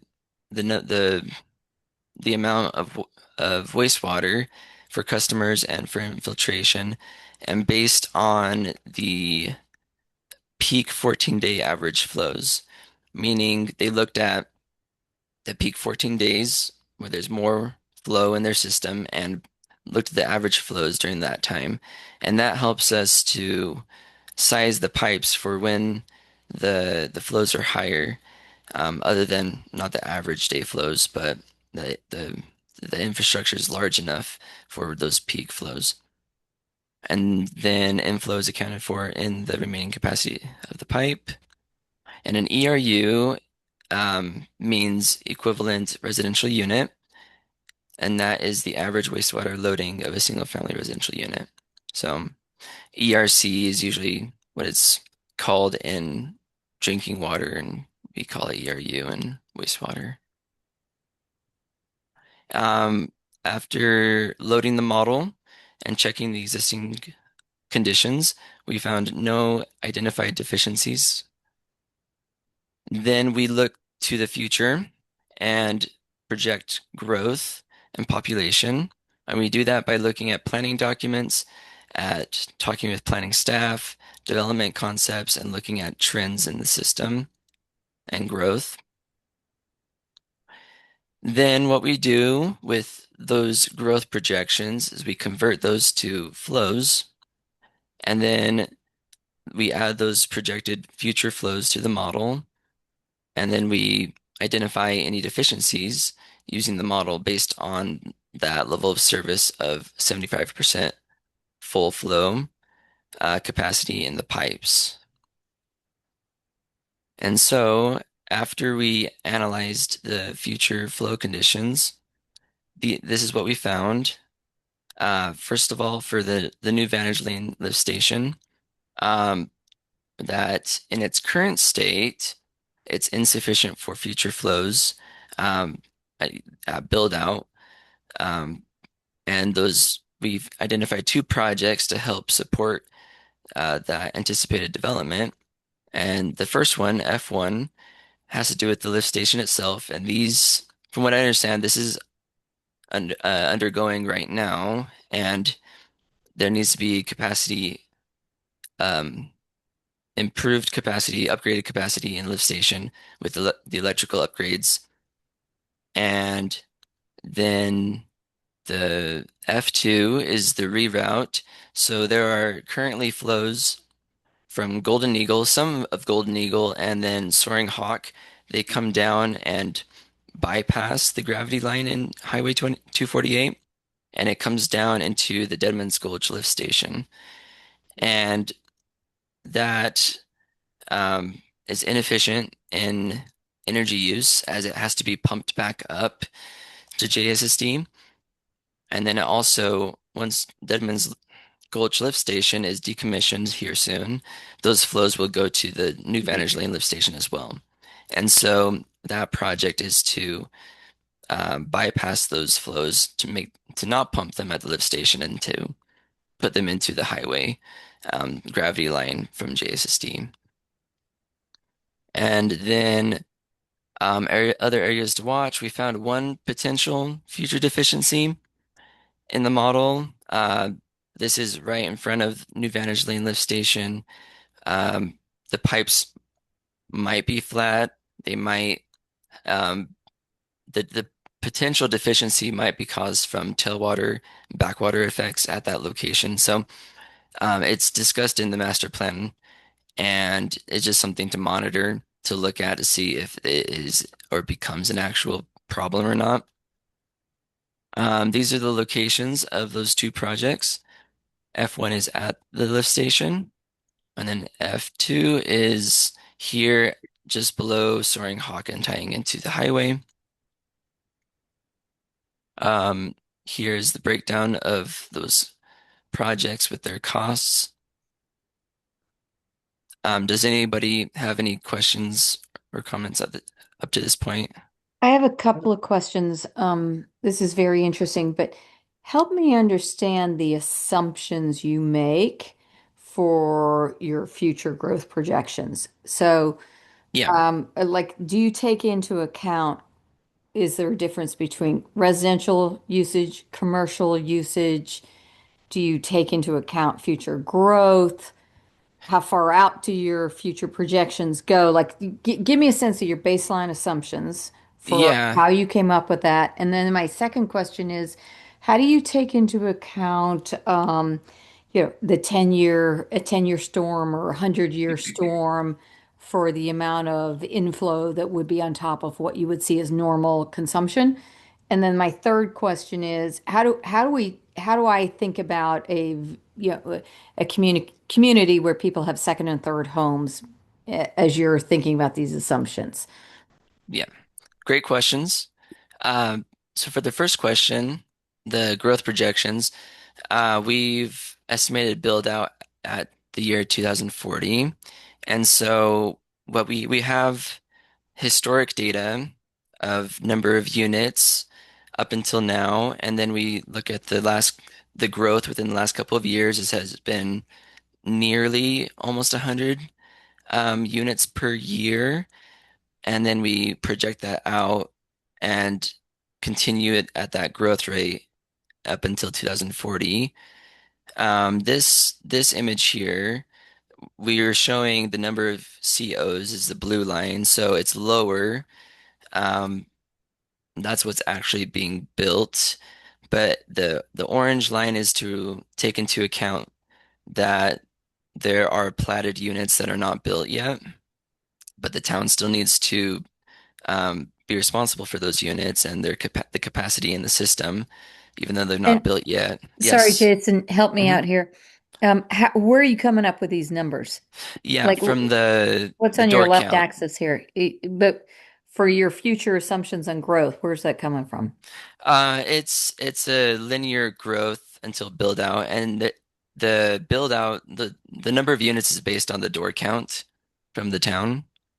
So the number of units for each development. So that's static based on today. It's not based on kind of future expansion or annexation, et cetera. Am I getting that? Right, it's based on today's numbers and then just growing linearly, yeah, until that those build out numbers what's in um the door count. In the master plan, it also mentions that this master plan does not include those annexations and the future developments that have not been approved yet. So like the Wild Horse, or they're not built yet.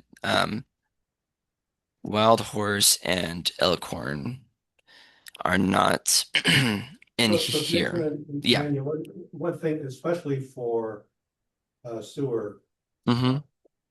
that those two developments, actually, all of the planned annexations, Silver Meadows, Wild Horse, and Elkhorn are not going to go into our pump system. They're gonna go gravity feed into 248. I don't know what Silver Meadows is gonna go, but Yes, that's correct. Yeah. yeah, so they have no, even though they're not planned, they have no impact on our sewer plant, fortunately. That's right. They're planned to go straight directly into the JSSD lines. Yep. Let gravity be your friend. Just like this annexation, that pipe from that area goes right down directly into the into the new sewer station that they're putting. So that would be gravity. Right, the gravity feed. So it'd be real, no, not much of a issue for the town at that point. But we, You know what, Jason, rather than Excellent. take us down a rabbit hole on assumptions, it would be interesting if you could send us the assumptions that this is based on, at least for me, so I can kind of understand some of the carve outs here. Yeah. Um, do you want to discuss those? Or want me to send those to you after? Uh, Ralph, I defer to you on that. I don't understand the assumptions, so I would like to have more detail on that. well, then you should get more detail on that. Thank you. Thanks, so Jason, Jason. in the master plan itself, we do explain where the assumptions came from, though, or where, right? It addresses that. Hmm. And how we did that projected growth. Like you say, you did talk with planning staff, talked with, we looked at, you know, platted lots. Like I said, there were some that were not approved at the time we were putting the master plan together. And I think that's one of the problems in an area where, you're experiencing rapid growth, right? Is as you do a master plan, it's constantly changing. And not only that, when you're, predicting the future, that's difficult as well, even though, again, we talked with staff, looked at what was being planned, tried to project what the demand would be. I worked for a city that, they did a master plan, and then 5 years later, they came in and approved densities that were 5 times more than what was assumed for the master plan. So then we had to adjust, right, and pivot and try and Yeah. adapt to that. So so that's there's while we did look at Dennis, you're getting to the heart of my question. I'm trying to understand the assumptions so I can understand the severity of the problems that exist, right? Because it could right. We change did look at, like I dramatically. said, we looked at platted lots. The usage or the demand was based on what we're seeing now, but also looking at platted lots and what the demand would be when those are done. But then, as I said, there were other projects, developments that came in as this was being put together. So I mean, that's the weakness of a master plan, right? Is it constantly changes. You're trying to predict the weather to a certain extent, and even though we took the best information we had at the time, that's still changing rapidly. Yeah, this I would. I don't know if that answers your question, but I think the developments that were included in the analysis are in the master plan. Now, Brian makes a very good point too, is that like some of these wild horse, elkhorn, and others, those will gravity feed. See, JSSD has a trunk line that goes down 248, and those that are on, above 248 will gravity flow directly into that trunk line. Where the lower portion of Hideout on the other side of 248, kind of to the west, that, it's low. And so that has to be pumped up. And that's where most of the expense from operating the system comes from, is that we have to collect that. It goes to lift stations, and then it's pumped to JSSD's lift station, and pumped back up to Right. And that's kind of what is Mm-hmm. catching my eye, because there's significant density down there with continued So density. Tanya, that's taken into account. It's in table 2.4, existing developments. It's on page 97 of the packet. There's a whole table there of the vested ERUs, not what's built out now or what's vested. And what's Yep. vested is over 1,600 units, right? So, and remember, they are calculating this based on 100% occupancy, which we will never have. Which we won't achieve. Tanya, Yeah. can I make a suggestion? Because I know when I first started looking at sewer plans, I know 3 towns ago, this is not an easy thing to get a handle on. And so. Yeah, we can take it offline, because I don't mean to take us down a rabbit hole. I'm just. No, you're not, because. it's No, those not- are. Hold on, Dennis, just a second. I'm Sorry. taking this offline because I don't know if Peter's had a chance either to drill into this. So, you guys are on the infrastructure committee. I expect you to know more. Carol's been here for a while, but Tanya and Peter, we could get 2 council people together with Dennis, and you can drill into this a little bit more if you'd like to. Either plan, as a matter of fact, because again, there's a lot in this. There's tons of data. Does that make sense, Tanya, or do you not want to go that route? You just No, want- I'd welcome that opportunity. So yeah, happy to make time So of. action We can set items, something Dennis. up. We can have a Okay. meeting Thank you. with Jason and I, and then well, I guess we can only have 2 council members, so maybe the 2 that are newest We can't have any more to than the that. council.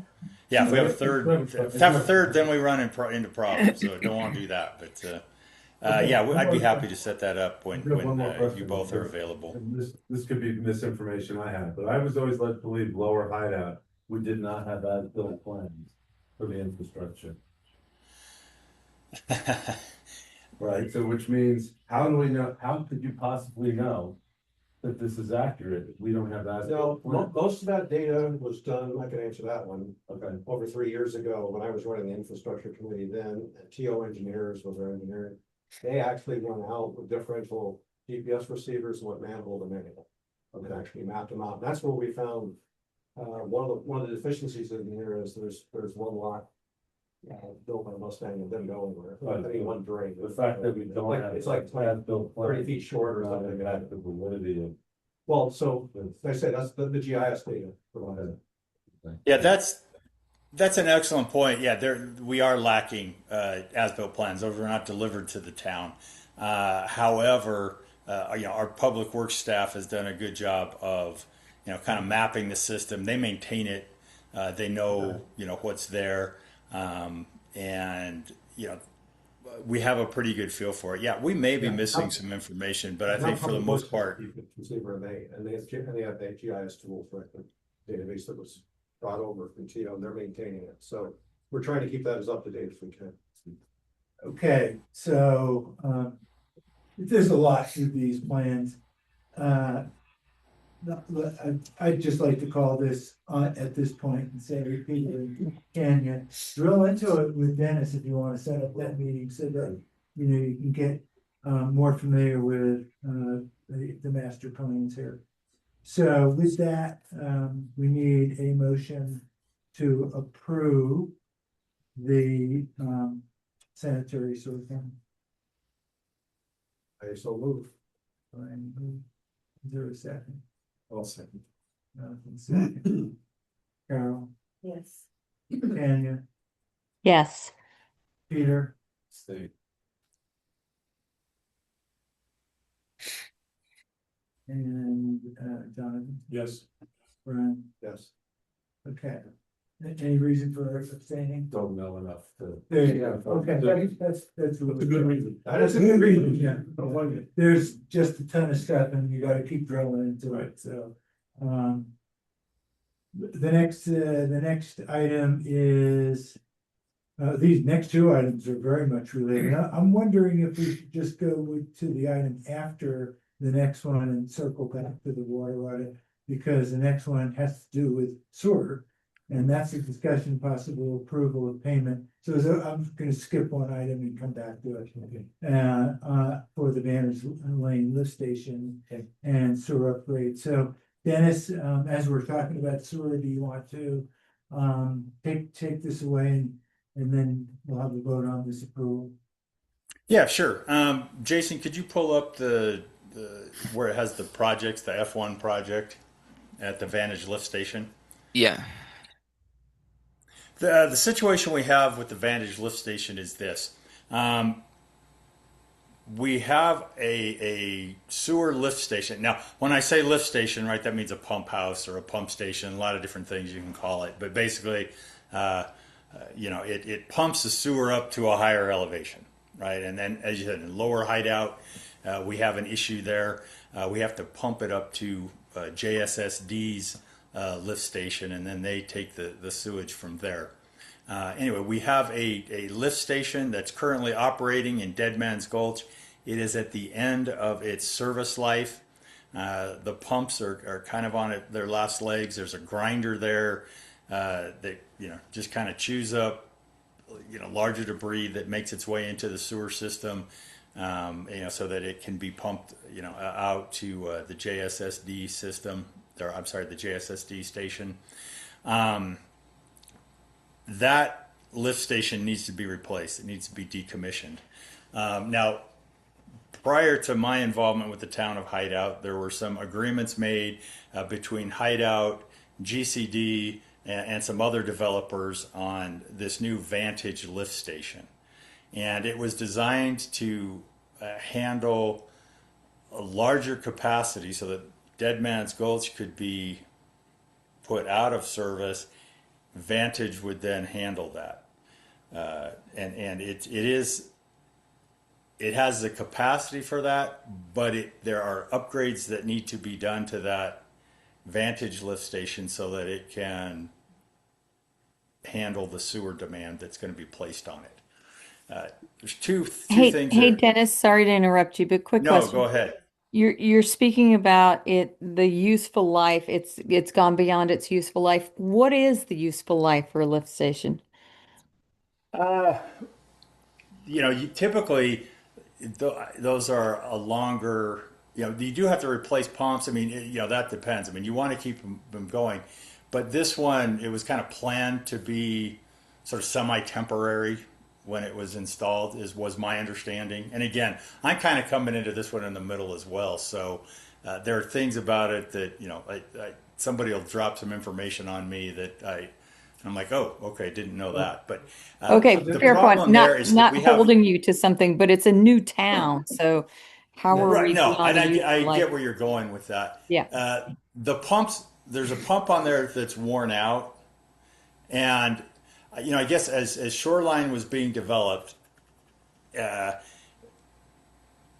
was, and again, all the reasoning behind it, I don't know, but there was a decision made that they would phase out the Dead Man Gulch lift station and then enhance the Vantage lift station so that it could handle more capacity and would be better going forward into the future. Okay. Yeah, typically lift stations, will operate more than 10 or 15 years like this has. But because that decision was made, then, replacement of pumps and other things, because I knew this was coming, the town didn't do that, right? So, we have a pump that's, on its last legs. The grinder, like I mentioned, those are the two biggest pieces of equipment that they're struggling with. Normally you would have kind of a maintenance schedule and replacement schedule that would allow that to continue operating. But because of increases in capacity, the decision was made to make this Vantage lift station, bigger with larger capacity so that it could absorb the demand from Dead Man's Gulch. So it's not just when I say the end of its design life, it's that might be a little bit misleading. It's not You that can't it's, hear, we just can't hear it. Can't hear. Dennis? Let me jump in. Can you not hear me? Yeah, we can hear you. Dennis, I just want to jump in and give the background that you're not aware of. Yeah, and Brian was around because he's doing the infrastructure committee, so I know there's background that he understands that I People are don't. starting to call me old timers now. That station, the Dead Man's Gulch station services Rustler, so it was put in, I guess, with Rustler, because it services, Rustler's the oldest development, I think. And then everything pretty much west of 248 and over to Shoreline 1, right? When I moved into Shoreline 1, I was told that was the station that's handling it. So Rustler is 12 years old, 13 years old, something like that, right? Beginning to go now, it's probably kind of 10. It's at least 10, and the station had to go in before that. Maybe a little bit. I think it's a little older than that. Anyway, the problem is that when Golden Eagle went in, they hooked up a portion, about half of their development into the Soaring Hawk line, which really the Dead Man's Gulch station was not designed to handle, right? And furthermore, with Shoreline 4 going in, there's no way it could handle that load, so it wasn't intended to. The reason several years ago that we put in the new Vantage station was because at the time, the developers were talking about putting in as many as 4 more lift stations in addition to the Dead Man's Gulch, and it was cheaper to put in one bigger, better, more modern station to handle it all, better for everybody. It's cheaper to install and cheaper to run. So that's where we are. The upgrades that are in F1, as Dennis mentioned, the new Vantage Lane station has 3 pumps in it. The other ones only have 2. But right now it only has electrical service to run 1 pump at a time. We cycle through the pumps to even out the wear. We need to upgrade the power so we can run 2 pumps in parallel to handle all that load. And when Shoreline 4 goes in, GCD offered to help decommission the Dead Man's Gulch station, but we need to put a lot larger pipe in. They only need an 8-inch pipe for all of the rest of 4 through 8 phases of Shoreline. But we need a 12-inch in order to handle the existing flow that's going into it. So that's about 100K out of the 131. It's about 20K for the electrical upgrade, which is actually really cheap. I think Rocky Mountain Power is giving us a rebate on the two transformers they're going to remove from the old Vantage and the old Dead Man's Gulch. So they're giving us a great deal on that. And there's a few K left over for hooking up the 6-inch line. That was going from a force line from Dead Man's Gulch to put that in parallel to the new Vantage station. So we have 2 parallel pipes going up to JSST. It's just a much better design. Originally, the reason the EPSIC has been pushing this is that if we don't do this, it's going to cost at least $100,000 to upgrade the Dead Man's Gulch lift station to keep it going. And it's only 131 to upgrade, so it seems like it's a better deal to do that. No brainer. Right? Yeah, it's a no brainer, right? So, given that, the proposal is to. I have a question. Sure, go ahead. I'm sort of confused a bit. Brian, so who bears the cost for the lift station, the developer or the town? Well, actually, the new Vantage one was shared between 2 developers, Holmes, GCD, and the town. Okay, the developers put in more than 2/3 into the cost. Right? We put in about 400K. These upgrades are just really because we're going to be decommissioning the town's existing Dead Man's Gulch station, right? So the developer's not responsible for that. They're putting in the infrastructure they need for the rest of Shoreline. Okay. We'll connect to it. So they're going to do all the trenching and stuff. We're going to get trenching for free essentially for the new pipe. We just paid the difference in cost of the pipe. But you mentioned that, that's sorry, Golden Eagle tapped Yeah. in. Yeah. But you're I'm inferring that that wasn't supposed to happen. Well, I don't know the history of how that happened. Well, I'm thinking, I don't know if that was not supposed to happen.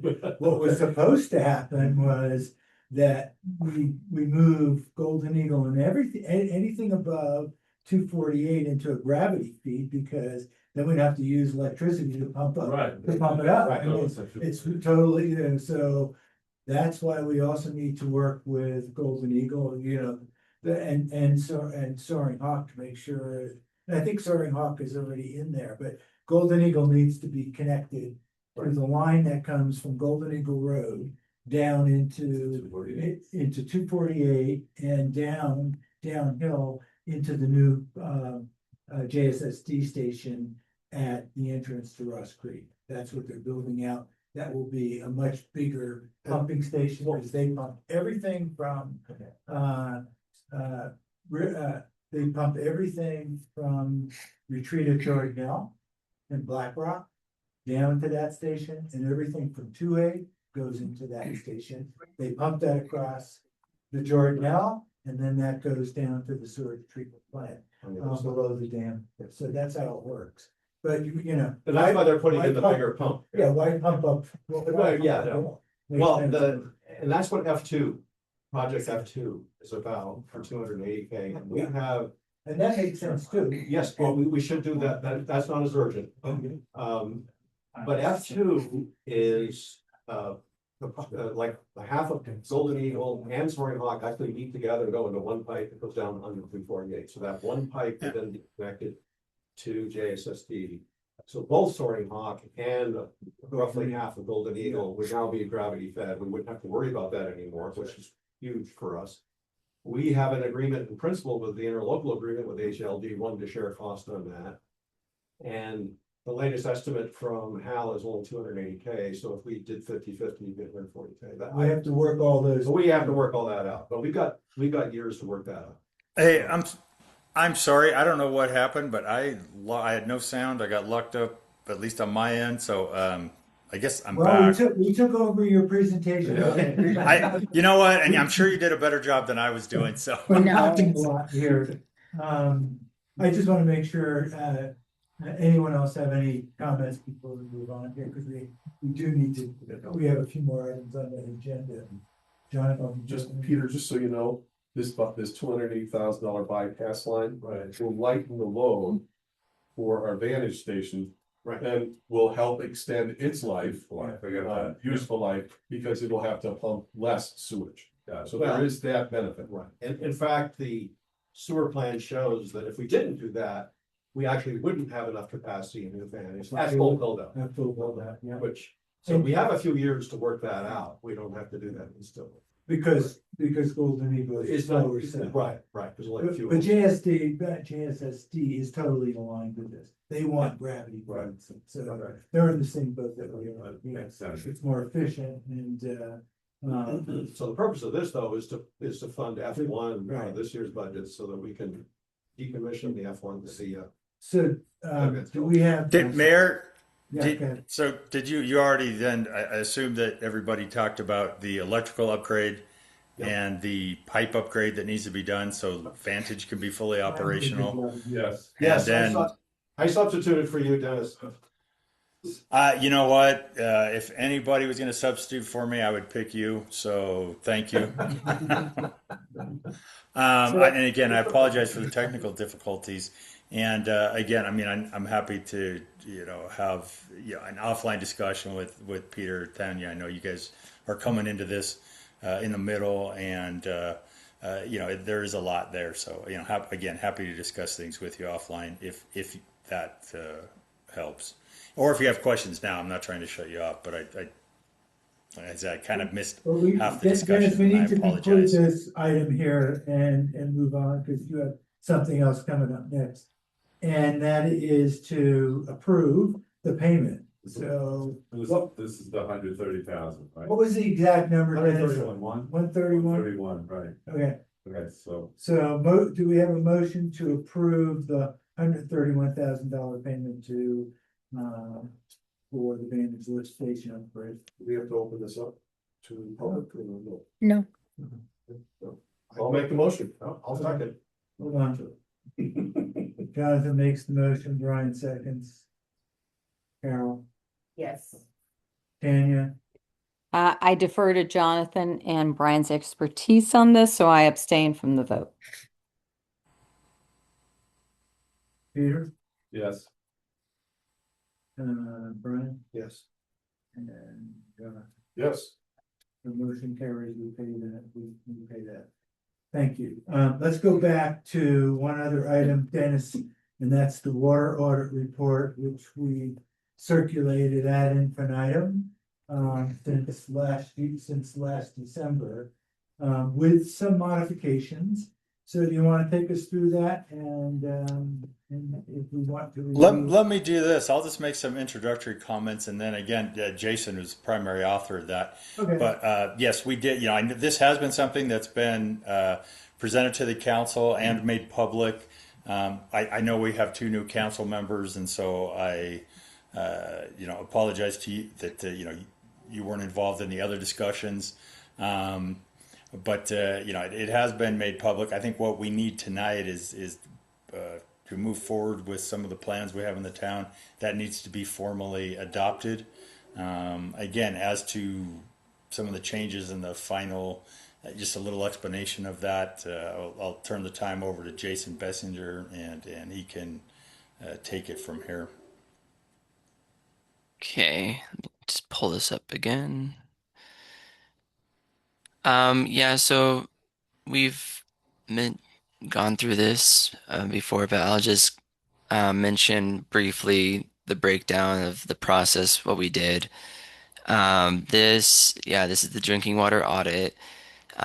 We analyzed the town's billed water use data and came up with some recommendations on what the new recommended level of service is for its drinking water system. Down here is here we go, a summary of what we did. So basically, we first looked at the billing data and came up with a threshold of what we determined was full-time use. And kind of with your question, Tanya, about the town being a place of second and homes and whatnot. A lot of part-time home owners there, that the water system needs to plan for full-time use if that were to ever happen, and the town be responsible if in the future more people were to live there with higher occupancy rates. And so we found that those that were considered full-time from the town, they used an average of 0.24 acre feet per year. And then to bring it down a little bit, we decided on planning for 90% occupancy rate in the town. And so that brings it to 0.22 acre feet per year per ERC. And so that's per like single family unit. Then we have to plan for irrigation, outdoor watering as well. And so from the 33 irrigation meters that the town has, it totals to 0.04 acre feet per ERC. And so we add those together to get 0.26. Some other factors we need to take into account are water loss and variability. Water loss occurs in every system. The town is newer, and so less water loss is expected. And from the data, it does show less, around, I think, 5%, if I remember right. But as the town ages and to plan for the future, the 14% comes from the EPA's study on a national study of average water loss in systems due to leaks. And so we add the 14% to that, and then the variability is based on the change from year to year. Some years are drier, some years are wetter, and based on the town's data, um, we're using the 20% variability factor, acknowledging that changes and climate change, those things happen and will happen. So um, this totals to 0.36 acre feet per year per ERC.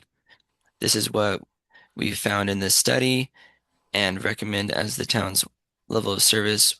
And then the document also talks about supply, um, how much water the town has through JSSD, and then projections and future water use. So that's the drinking water audit.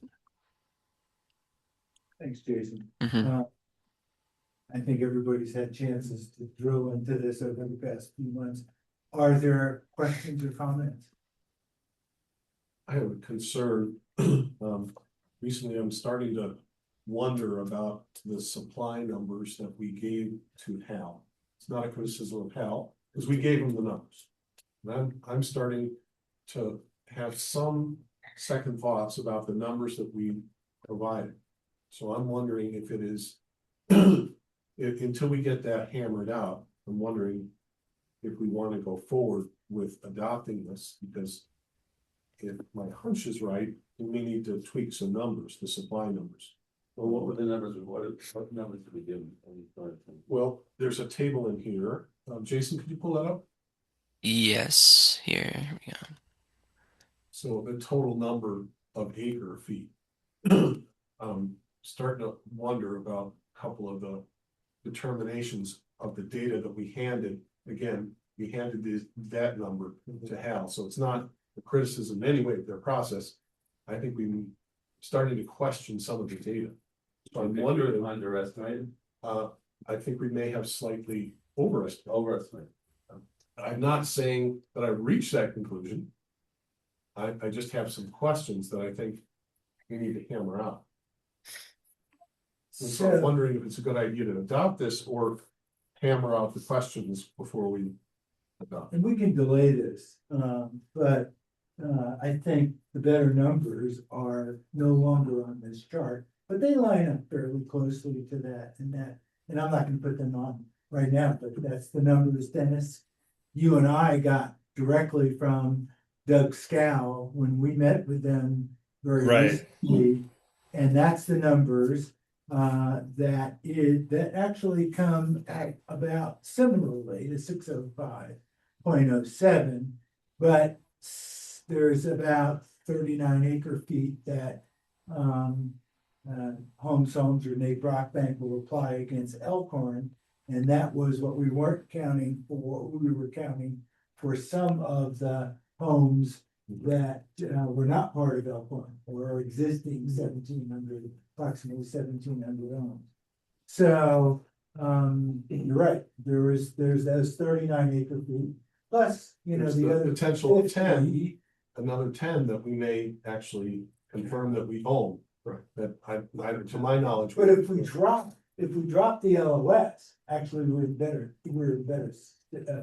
a better situation. So if we go down the LOS, then we have to supply essentially less acre feet per ERC. So in a sense, that works in our favor if you look just at the math on the kind of the paper side. But in either case, we're so far away from being short wet water. But to the point of, do we want to make this a little bit more accurate? I don't know. I mean, that's kind of up to you guys, you folks on the council, to some extent. And I'd like to hear Corbin's thought on this. I would want to make it accurate. I mean, this is going to be something we're going to have to spend, we're going to buy on it. And so if there are minor tweaks before we adopt it, let's just get it right. If we're gonna live with this probably for the next 5 to 10 years. Mhm. So, yeah, if there's a minor things, then let's just get it done and bring it back the next meeting. Yeah, and it was mostly how JSSD maneuvered our town's numbers based upon the right of the developer to move their acre feet from one to another development if they haven't used it. So, but we're probably pretty close to, we're, you know, even with those numbers, my math says we're still in that 0.3 to 0.36 range, but if we want to get it down exactly, I think, we'll leave it for another month, so to speak, yeah. So See if we Ralph, have- if I can ask a specific question here, help me understand, are these numbers always so static? Or is there not some range that's given to allow for a cushion? I missed that last piece. Would you just repeat that again? Could we, like, I don't know how this is typically done, but would it be acceptable to have a range? So we're not zoning in on a very static number, that there is a range to allow for contingencies. I don't think so, because the developers have to have a number, or a homeowner that's building a home. That they have to target to. Okay. They have to have an exact a number of acre feet, not a range, yeah. You And can even- update that number periodically, every couple of years if you need to. Well, as. Typically 5 years, yeah. As Corbin's saying, let's get it accurate now. Yeah, no, I agree. Let's get it now for now. Yeah. Well, we can always look at this in the circumstances. Well, one thing we need to do, no matter what, we absolutely have to monitor our water every 6 months, because we don't know what the full-time occupancy, that changes the trajectory of everything. We have really no idea. No one can tell me in any meeting what that's gonna be, because we don't know. And you just, you know, so that was a conversation we had recently. But that's why we use 90%, so we think a conservative number. Well, that's pretty conservative, yeah, exactly. But no, you know, reversing that, let's use the numbers that we got from JSSD, Dennis, as the next starting point. I have those, I took the picture of those, of that spreadsheet, and that is what JSSD says we have. And that's probably as accurate as anything. Yeah, and to be clear, the number 605 was based upon data that we got from JSSD, well, I don't know, 7-8 months ago. And so it's only since then that those numbers may possibly potentially have moved. And they changed the 749.0 to 749.07 when they added in Elkhorn as an example. So, you know, I think we need to consider the update, because we've approved Elkhorn. Yeah. So we might as well, if we're gonna do that, let's go back, Dennis, to what Doug Scow presented it to us a couple of weeks ago. Yeah, I think that, you know, the numbers we have on the demand side, you know, I'm very comfortable with, and I think that, you know, our level of service that we said we need, yeah, I think we're good there. Like you said, JSSD recently has kind of changed, you know, some of the information that was provided when we were looking at the supply side, and so you know, as Jonathan pointed out, I think we need to kind of revisit that and make sure that what JSSD provided before, you know, where we're at, make sure. I mean, and as you said, Mayor, they're fairly close, but you know, they did kind of change some things that sort of puts a wrinkle in some of the supply side items that you know, we probably want to verify. We counted the 30 and the 9. Remember when we got to 614.07, and the 39 was moved to Elkhorn. Right, and then we backed off because we haven't yet confirmed the extra 9, at least to my knowledge. So that went to. Oh, That's it. So if you go back a ways, the 30 and the 9. Okay. Mr. Brockbank took both of those, which won't be used, moved them over. Okay. And apply them to Elkhorn, so, which I believe he has the right to do. But in any case, yeah, let's do the recalc in this, you know, but let's not, you know, at some point, we're gonna have to kind of create a snapshot in time, and we have to commit to monitoring for the next 5 years, every 6 months, so that we know what that. So I have one question about the irrigation water, the 50 acre feet that's, I think, normally used to supply the golf course. And I understand usage data for the golf course, they range from 5 to 25 acre feet here. They don't use all that 50. But sometimes they use half of it, most of the time they don't. If we were to convert all that 50 to drinking water, because the pipes blowing down, can we just do that arbitrarily, or do we have to have an agreement with the golf course to say? I would, cut your water can we table that? And that's a All right, great all right, thought, Yeah, because I think that could just. How available is it? I guess it's a complicated issue. It's a complicated issue. Doesn't surprise me. Probably not want to talk right now, because it's probably not worth it. It's convertible, but with. It would take some effort to do that. Yeah, so let's think about that, even, almost potentially excluding that to some extent. Well, that's what I was wondering, especially exclude at least half of it. But the MDA says it's fully convertible, and JSSD says it's fully convertible. Okay. But that would be the last piece of water I would. use. Yeah, right, because you starve the golf course if you took it all. Yeah, so, Okay. so which we never really thought through, Dennis, at that point, as well as we know now. So, okay, so we're not gonna do anything here. So we need a motion. I would make a motion. Yeah, I would make a motion to table this. Okay. For update the numbers and then come back once we've got more confidence in our numbers. Is there a second? Second, Peter seconds it. Okay, Carol, Yes. Tanya, Yes. Brian, Yes. and Peter, yes. and Johnny. Yes. Okay, so we'll do some work on that. We might need a couple of minute break. Do we know if the folks from Spencer Hens on the line? They're not. So I didn't think they were gonna be. I had that highlighted. items 4, 5, and items 5, 5, 6, and 7, I think. And Garrett's not here either. No. That's too bad, because I wanted to move. Part of the code violation. The code violations, because we're right in the midst of summer or beginning to get into the summer months, and we're gonna have parking all over the place, so Tanya, I just want to take this discussion just for a minute or two.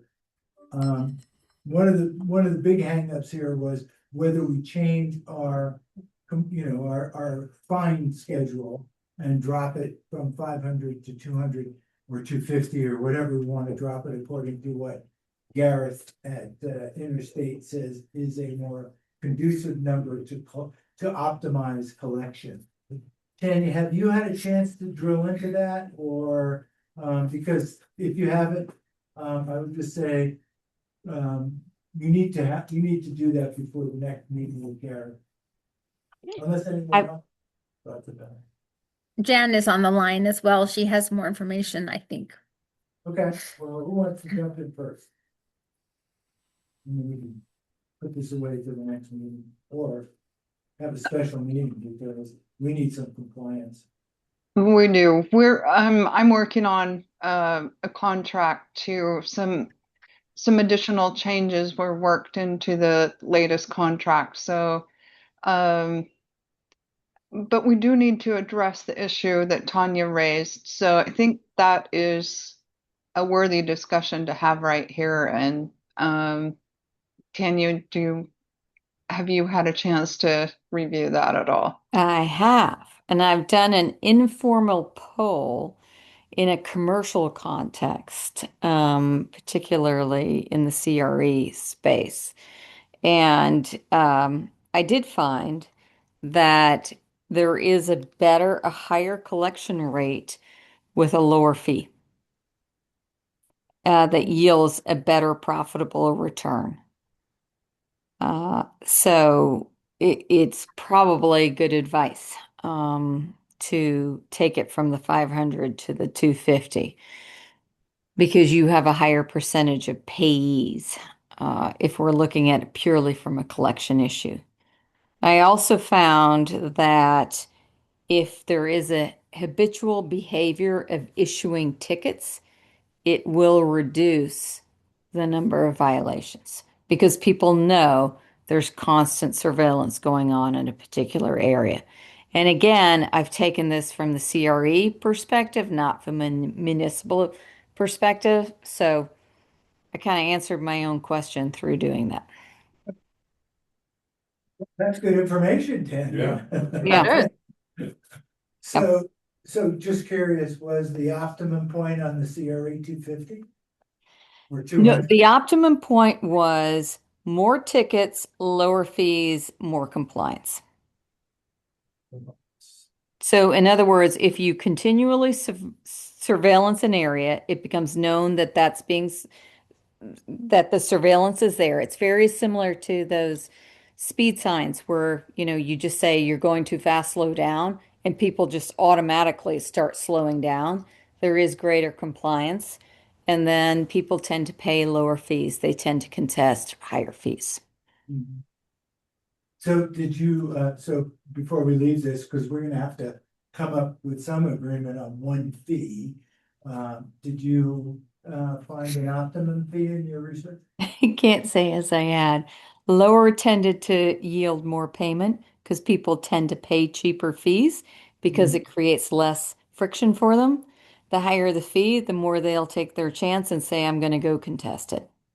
So I can't tell you whether 500 is the right. I don't think 500 is the right number. I think a lower fee is probably the right number. I just don't know if 250 is it. So I would almost say that we need to put it into practice and we need to see what the dispute rate is versus what the payment rate is. Okay, so if we invite Garrett back next time to solidify this contract, I think, obviously his advice, I mean, this is his business. If he doesn't Yeah, have. and he gets something paid down for the it, right? Then, Yeah. what is he in business for? So My gut is the 250 may, yeah. 250 knots, so, I've never had a parking ticket that high. all right, But 125. so let's shelve this, but maybe index. But on what Gareth that hopefully is can give us saying. some data. Exactly. He's done a lot of other. Should be able to. Okay, thanks, Tanya, that was great. We take a 3-minute back. Let's take a break, yeah, okay, we're gonna take a 3 minute. I'm gonna return some of my water a lot.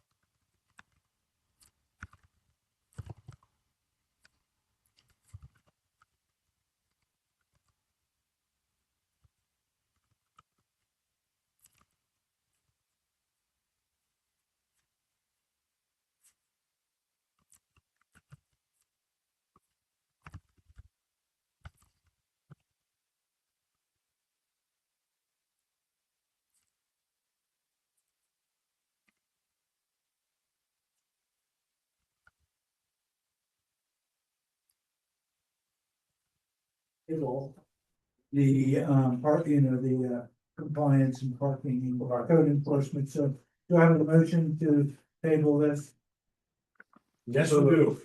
Okay, Jonathan says, I'm second that. you second it. Brian, Yes. Tanya, Yes. Carol. Yes. Peter, Yeah. Jonathan. Yes. Okay.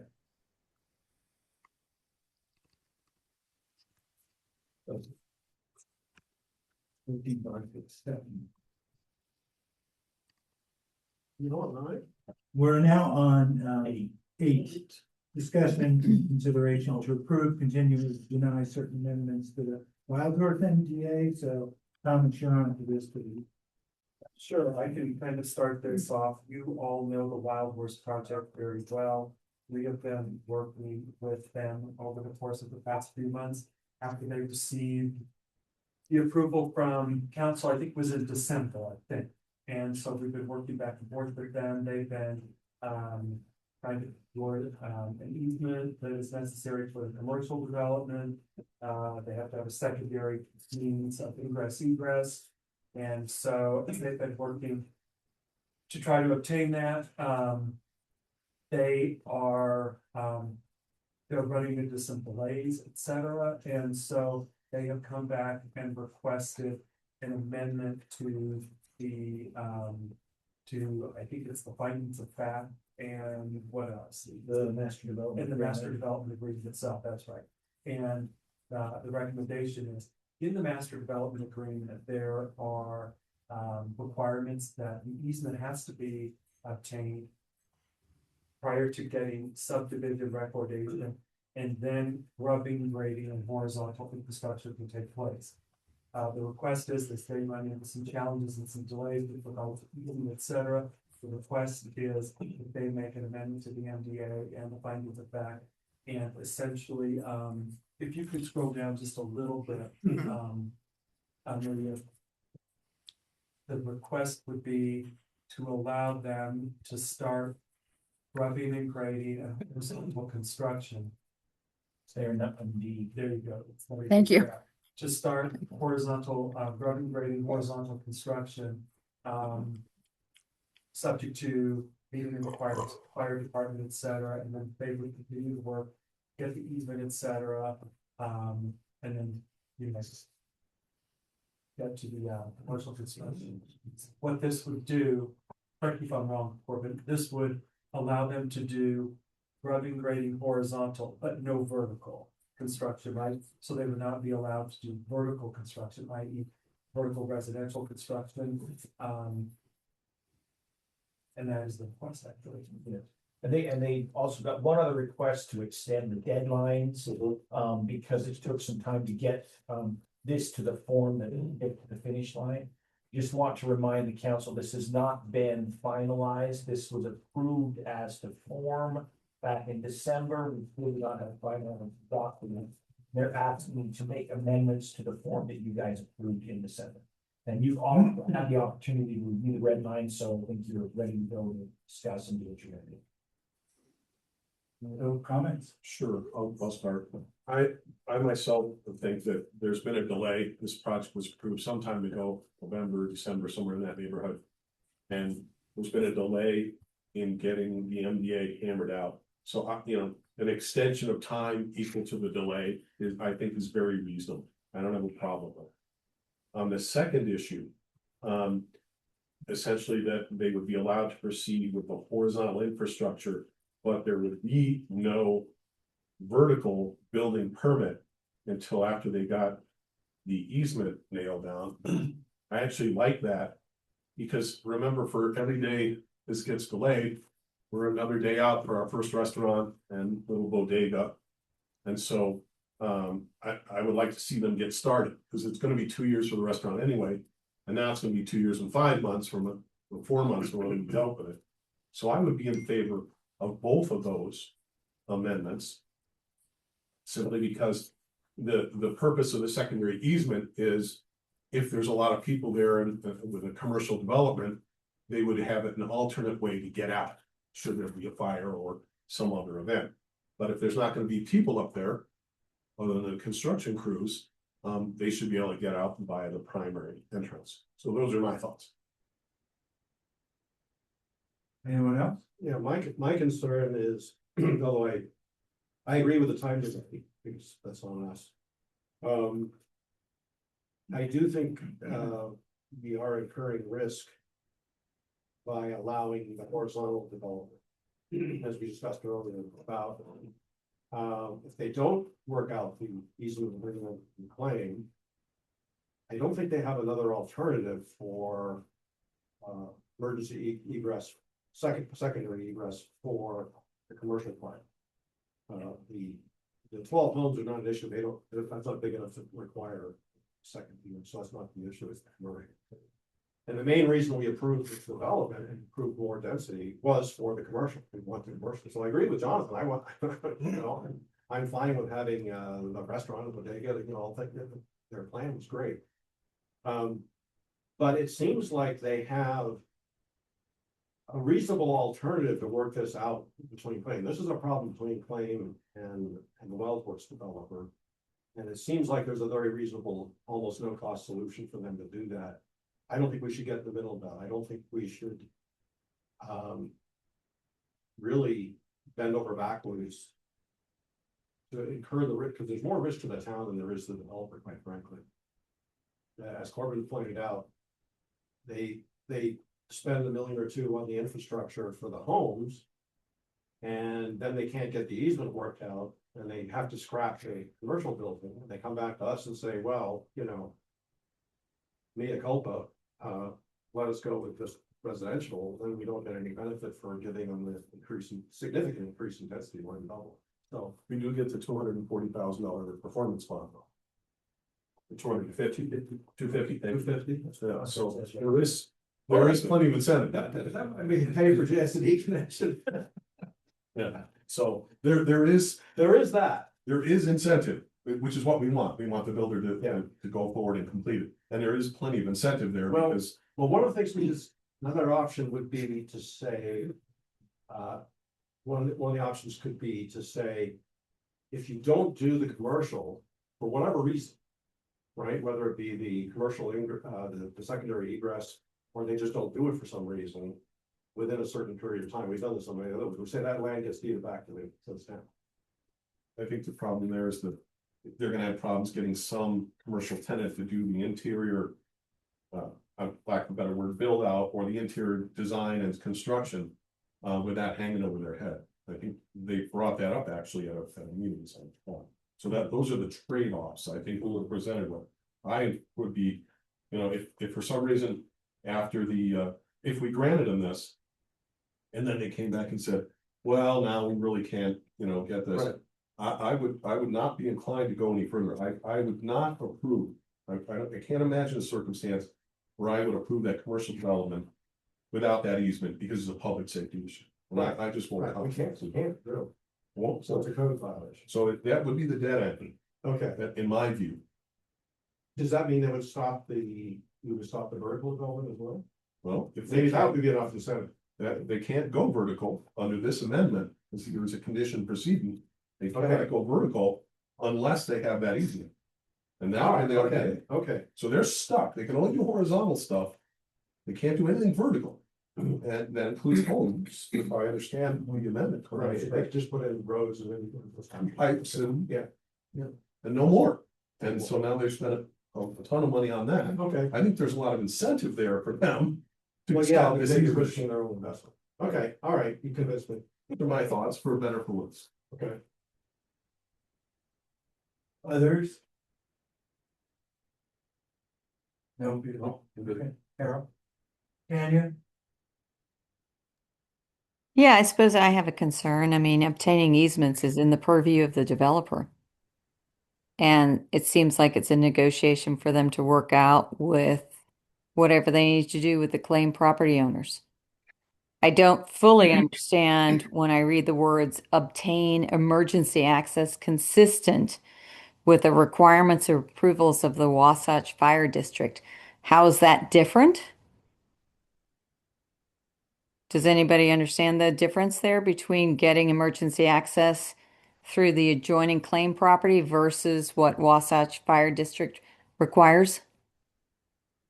And why didn't the developer negotiate for that at the beginning? My understanding is that the reason for the emergency egress is that what the Wasatch Fire Department or Fire District, excuse me, require. At least that's my understanding. Charles, do you have a different? No, that's what I understand. Okay. I mean, this was an easement that was negotiated early on with the fire department. I mean, I should say they reviewed and approved this as a secondary access easement. There were no other opportunities to on slopes out in that area. And so this is what they agreed to. And there are variations from what Chief Ellis told me, but it could not include commercial, particularly restaurant, which would further endanger people from exiting and getting out. Yeah. If it was just residential, if you're below a certain number of residents, you can have a one-way in, one-way out. That's right. And I think this would have complied, but This is. is 12 but units. with the commercial restaurant. Especially with a commercial kitchen, there could be a fire. Yeah, so Yeah. that's what I understood by talking to him. If any of that makes sense, then. So I guess there's no, I think it does. So it sounds like the access has to be over the claim property, if I'm understanding. Not really. It could be, they could come across, around Bill Wolf's house. That other direction. The problem with that is the environmental sensitive areas that would take forever to get approval on. So there's some wetlands, so they could actually come out the back of their property, circle around Bill Wolf's house and then onto our property, the triangle where the firehouse is going, and come out there, but They would have to buy that property. they would probably have to have an easement there as well. Plus they'd have to have an easement over UDOT. So I would like to hear from the Wasatch Fire District as to what their requirements are. They should speak to in a public forum. I'm fully supportive of extending dates, but I'm not understanding the need for the change on the easement language unless I get more detail. well, I think this gives them a little more flexibility for alternate routes. The mayor was saying, right? With the fire, as long as the fire department approves it. Yeah, I mean, they could build an overpass over 248 or something. There's all kinds of- Yeah, but we're speculating right now. My point is we don't understand what the fire But department do we would care? require, and I'd like somebody to tell Right us. here. Yeah. If it complies with the fire code, that's the only thing we're trying to do, right? No, but hold on, so they're asking us to amend this. And if there's an alternate, right, we have to infer that they have not been able to come to a meeting of the minds with plain people. Right. Over. Right. Whatever, let's say the cost, because easements usually you pay for an easement. Right. And especially in a commercial setting where there's profitability, yada yada. So. We don't know, and so if they really thought they had an alternative. And didn't need claim, right, and they could do what the mayor's suggesting, the wolf, let's call it the wolf exit. I'm not suggesting. Well, no, he's saying the possibility, right, whatever, but then why do they need this? If they have plan B. Why do they need this from us? I don't know that they got a plan. I don't know if they really thought a lot of detail about a plan B. I don't, maybe recently they haven't thought about that. I do know their attorney, Nate Mitchell, is on Zoom if there was specific questions you guys have. He's on Zoom now. He is, yeah. So if you have a question, he may. Yeah, that's what I- answer. Who's attorney? Sorry, Sorry, Wild Horse attorney? Wild Horses attorney, his name Mitchell, he's on Zoom. Can you hear that? Maria's on the. Mayor, would you like me to address a few points just briefly? Yeah, love to, please. Yes, starting with Councilmember Cooper's point, his concern about residential buildings. We were trying to be very mindful when we crafted this language, and we said it in terms of vertical on any building. And one thing that may be useful to Councilmember Cooper's consideration of the villas, in Exhibit G, it also prevents us from pursuing the villas until we've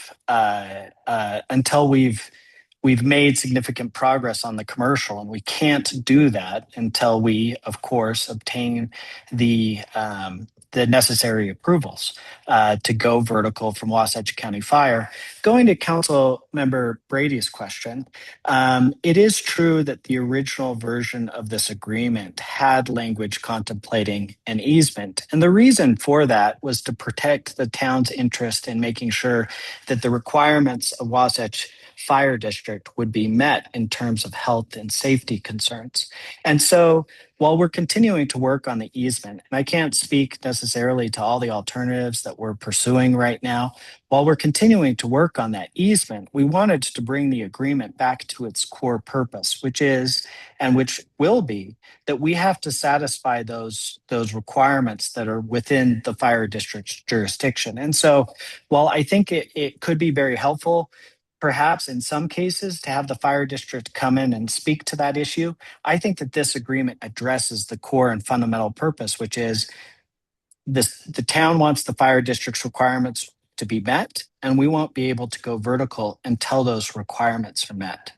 Now, with respect to different options and what's going on with the easement itself, I think it's a reasonable inference. It's more than reasonable, forgive me.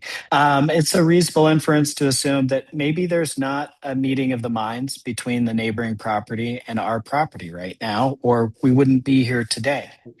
But what we're really seeking is developments take a long time to get online. There's funding concerns. There's a narrow construction window in the county. And so what we're trying to do is say, look, sometimes an easement dispute takes a lot of time to work out. We're not coming tonight to the council to ask for them to intercede in that dispute.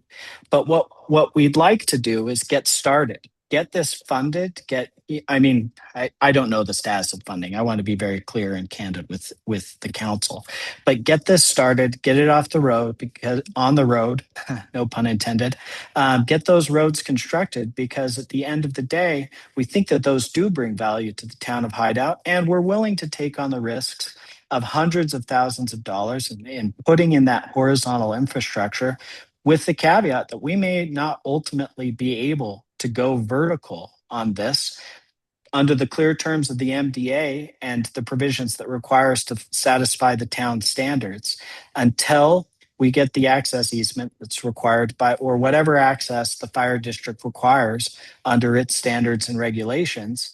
And we'd really, really just like to get started. As we presented in multiple town council meetings in the past, I know some of you are new to this forum, but I remember distinctly, we all cheered when this was approved. The property owner was thrilled about the opportunity to bring commercial and a high value branded target opportunity to the town. And there was projected revenue of 2.2 million over the course of 10 years. If memory serves, correct me if I'm wrong, Thomas. And what we're fundamentally asking for is, please, we want this project to go forward, running into some challenges, but we think we'll be able to resolve those challenges over time. But if we have to wait to get that easement and pursue all the different opportunities, we can't start construction. We can't get those permits we need for grading and grubbing, and it's going to push things way down the line. And so Nate, we'll be. can I just say, we're highly supportive of your endeavor. We live here, so we want to see this come to fruition. What I'm asking here is clearly in the terms of the development agreement, the most viable option was to cross a claim property in order to satisfy what you needed for the fire district. So now there's clearly some hiccup in this, otherwise you wouldn't be here. I don't know what it is, but I'm asking you, what are the other viable options for you? Because if this is obstructive enough that you'd be here looking for an amendment, what's down the road for you? Are you just kicking a can? And we're concerned that you're going to be putting good dollars in and ultimately hit a roadblock down the road. So I don't think it's unreasonable for us to understand what are the other viable options for you to create an easement somewhere other than what you initially contemplated. Councilmember Brady, I apologize if I'm pausing a little bit. I have not been as privy as perhaps Thomas may be to other options that have been discussed because I haven't been as involved in the engineering end. And maybe he could speak a little bit more to that issue.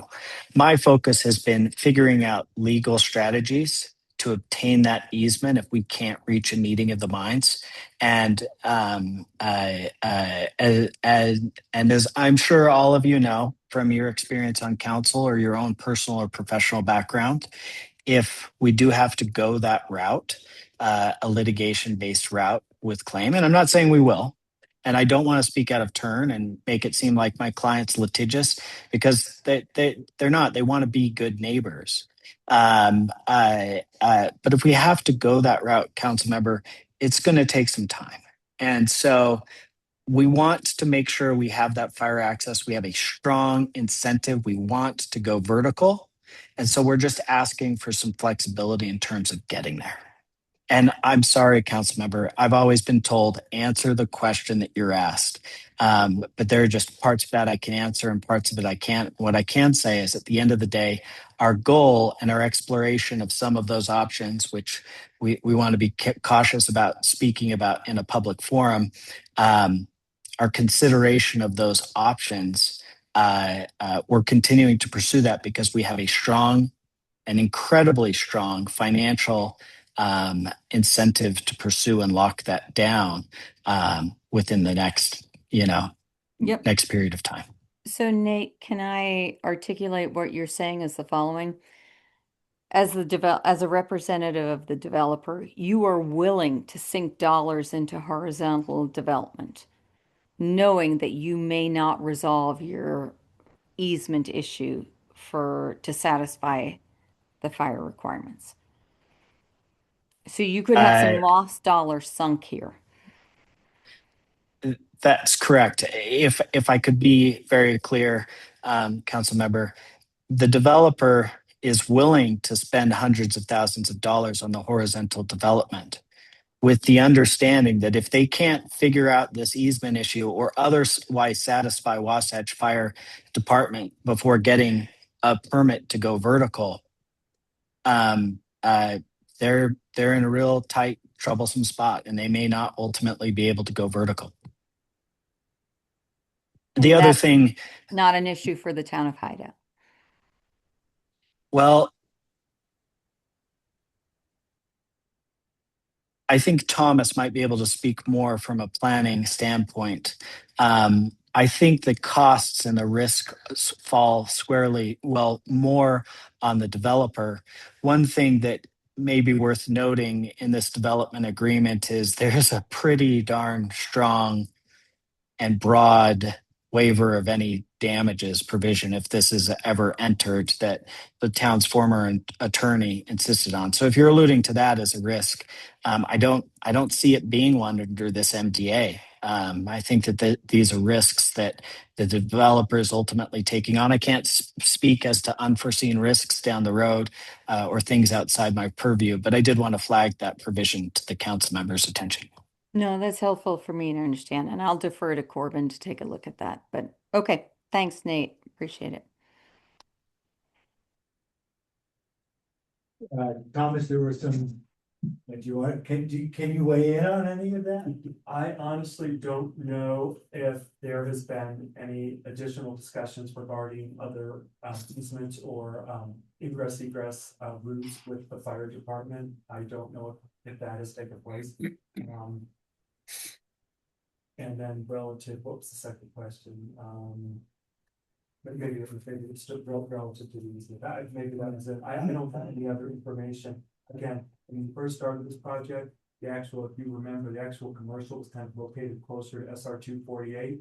And it got a little challenging to get that second easement there because of the slope there, obviously. That's where the project moved to the backside, and that's what Wasatch Fire agreed to was the easement through Clinton. So that's really all I know. Corbin, is there anything else you want to add? Only one other thing, Nate, I appreciate your candor with the council. They put on the record that they're willing to take and assume all of the risk, and that's really what this boils down to. They wanna move forward, if they wanna do that, they wanna put money into it, I would probably suggest adding one or two lines to the amendment, just to make that absolutely clear. So that, that the developer assumes all risk, understands that the money that they're putting in, is no guarantee of, of future approval. And that they understand, something along those lines, so if there is the desire to do that, I would just say we would want to just basically document what we've heard tonight, put that in the document itself, and then we can proceed forward. So that would be my only. And you would do that with Nate offline here? Yeah, I think what you would do is make the motion to approve it. And direct me to add additional language to clarify that the developer is assuming all risk associated with this. And then give the mayor authority to sign the document, in accordance with language in the spirit of what we just talked about there. And then I think. And Mr. Gordon, I don't mean to cut you off. I just want to clarify, my point earlier was to say that we bear the bulk of the financial risk, and I was pointing out the MDA. I'm not authorized to agree to any language, but what I am saying is my client is very receptive to such language, and we'd have to take a look at it. I need to run that by my client. I don't have authorization to agree to any specific language today. You know how attorneys are. Sometimes they have authorization, sometimes they don't. But I just want to be very clear. I think I am confident. I very much admire Mr. Gordon. I'm confident that if you authorize him to craft some release language that's directed specific to this language, or some clarification on some of the assumption of risk, is probably what's better, given that we already have release language elsewhere. I think my client will carefully consider that and take it to heart and work with Mr. Gordon to get something that's acceptable. Well, Nate, I think the message to your client is we're highly supportive of his endeavors and we want this development to occur. But any negotiation risk around an easement needs to lie with the developer. So that's the language you would see coming from Corbin. I will be sure to communicate that to them and to the the Shones, and make sure they understand that. And I will also communicate how excited the council remains about bringing commercial to Hideout. Yeah. I think we're all in that mode, Nathan. So given that, actually the agreement would get signed once you get through kind of mutually agreed to language. Yeah, just that addition, yes. So the It motion. wouldn't come back to council. That would be, Wouldn't we need would be to. done with that. Yeah, you would be done, you would be authorized to sign it, as long as that, the language I propose is in accordance with whatever the motion that has been made. Okay, and one last question from my part. If, so once I put my signature on there, the town signature, so to speak, and then, if they don't get their easement, what happens with, then the contract is null and void, is that correct? Well, no. So we have a binding contract, and it will say that the developer understood that they were proceeding without getting final approval. They're assuming the risk on all of that, and that they can't go vertical without getting the secondary access. And so it puts the onus on the developer to go and resolve that issue. And so they could end up in a scenario, a very bad one, where they've put hundreds of thousands of dollars in, they have infrastructure in the ground. They can't work it out with the neighbor. That's not really something, the developer saying, I'm willing to take that risk. And I get that. Could they then, because it's a signed agreement, if it's not, so to speak, null and void, then they could sell that the value of that agreement to someone else who could get a possible easement, is that correct? Well, The yeah, and I question think is, does the agreement go with the land? That's really what we're. well, Mayor asked. yeah, it's more of an assignment, yeah, It does? and it's an assignment provision, I need to look at that, Nathan, you know, I haven't looked at that specifically. Yeah, exactly, Um, and so, then So- of course, you could sell it as a valuable piece of, from what is. The agreement is assignable, as I recall. Yeah, okay, so yeah, and normally an assignment agreement is that, you know, like the city council says, you know, you have to come in and get approval, but we won't withhold unreasonably an assignment. And normally these are recorded against the land and travel with the land, but again, they have to be assigned as well. So for purposes of protecting the city, no matter into the agreement, what we're doing is establishing the terms upon which they can proceed forward vertically, but also protecting the city and making it very clear. It's like you're proceeding, you're putting your money in, taking that risk. We're all on the same page here. And so it's also protection on the opposite side. If that happens, that they can't go back and sue the city and say, hey, it's your fault. Like, no, it wasn't our fault. You understood you were taking the risk.